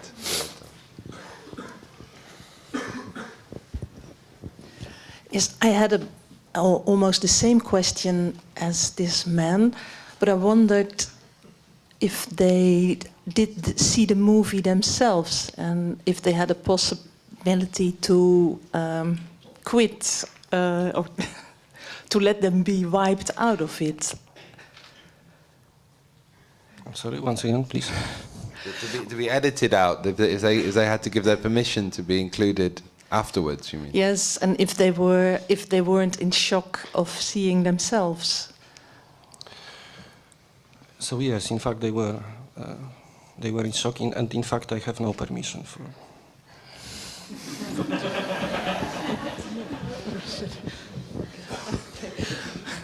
Well, I think it's very impressive what you do. Delphine, the last question, I'm afraid. Yeah, well, the microphone, please, otherwise they can't hear at the top. Hello, my question is just a rearticulation of the last two questions. I would like to relate your project to the movie of Jean Rouch, and particularly A Chronicle of a Summer. I don't know if you're familiar with it. Jean Rouch declared that when you place a camera in a situation, you are then in the reality of film and no longer in the reality. So in Chronicle of a Summer, he also placed people to create situation and provoking responses. But this film is quite unique in the sense that he also included a self-reflective structure, which is Rouch and Morin screened the film to the participants to critique it on screen and as well as their own reaction to the critique. It is a very important film in that sense because they try to include in this cinema verite documentary what they call the truth of the fiction. I was wondering in your project what kind of reality or democratic reality, as you suggested, did you create? So I didn't confront them. Well, you said, for instance, that there were discussions afterwards, but as opposed to Jean Rouch, you didn't record this conversation and you didn't record your reaction to this conversation. They said that was for them the only way to generate some truth in the fiction, saying that when you put a camera, you are in the truth of film and in the reality of film and not in reality. You are staging a situation. So what kind of reality or did you create it with this film? Is it more clear? Not including no, in their fact, response. it's not. I'm sorry, it's not more clear. I didn't want to repeat any movie by other.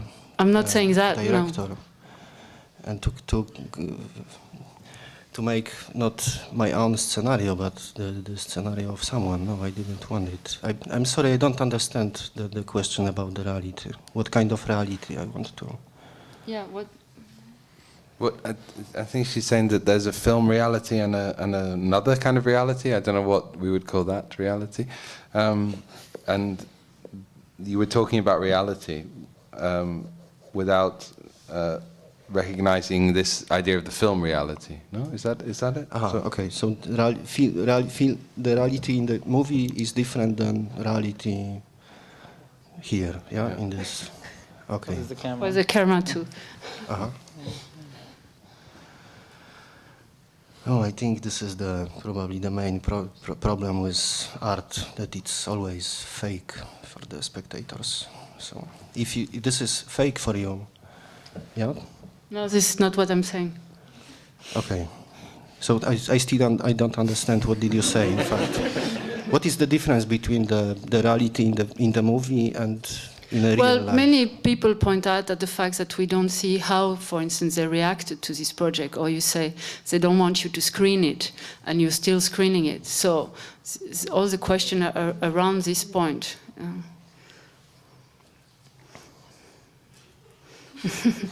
I'm sorry, I have problems with the answer. I didn't want to show that there were also many other things done by them, other actions. So it's a choice, I can say. I chose that, and I decided that I want to show only a small part of what happened.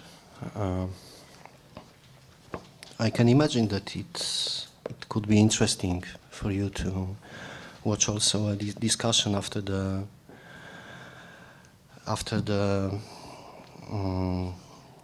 meetings. But I didn't want to do this. I really. So this is in fact your scenario. This is your imagination. No, I was relating it to another important historical film where this was included in the film, because they said that that was for them the only way to come to another form of reality or truth. So, but you don't know this film, so it maybe makes a relation difficult. But also maybe not looking for you're setting up a problem and then answering it, and in a way you set up your question and then you answer the question, but the question isn't something that's I think is existing here. So that's where the miscommunication goes on, because the question cannot be answered by the film because the film doesn't deal with that. It seems to me, no? For me, it does, but yeah. So that's maybe the difference. Yeah. Yeah, it's a choice. It's at least a choice of the artist that it doesn't deal with it. Then it's your judgment about whether it does or not. Of course, absolutely. Okay, I think I'm going to have to close it down now. Thank you very much. Thank you.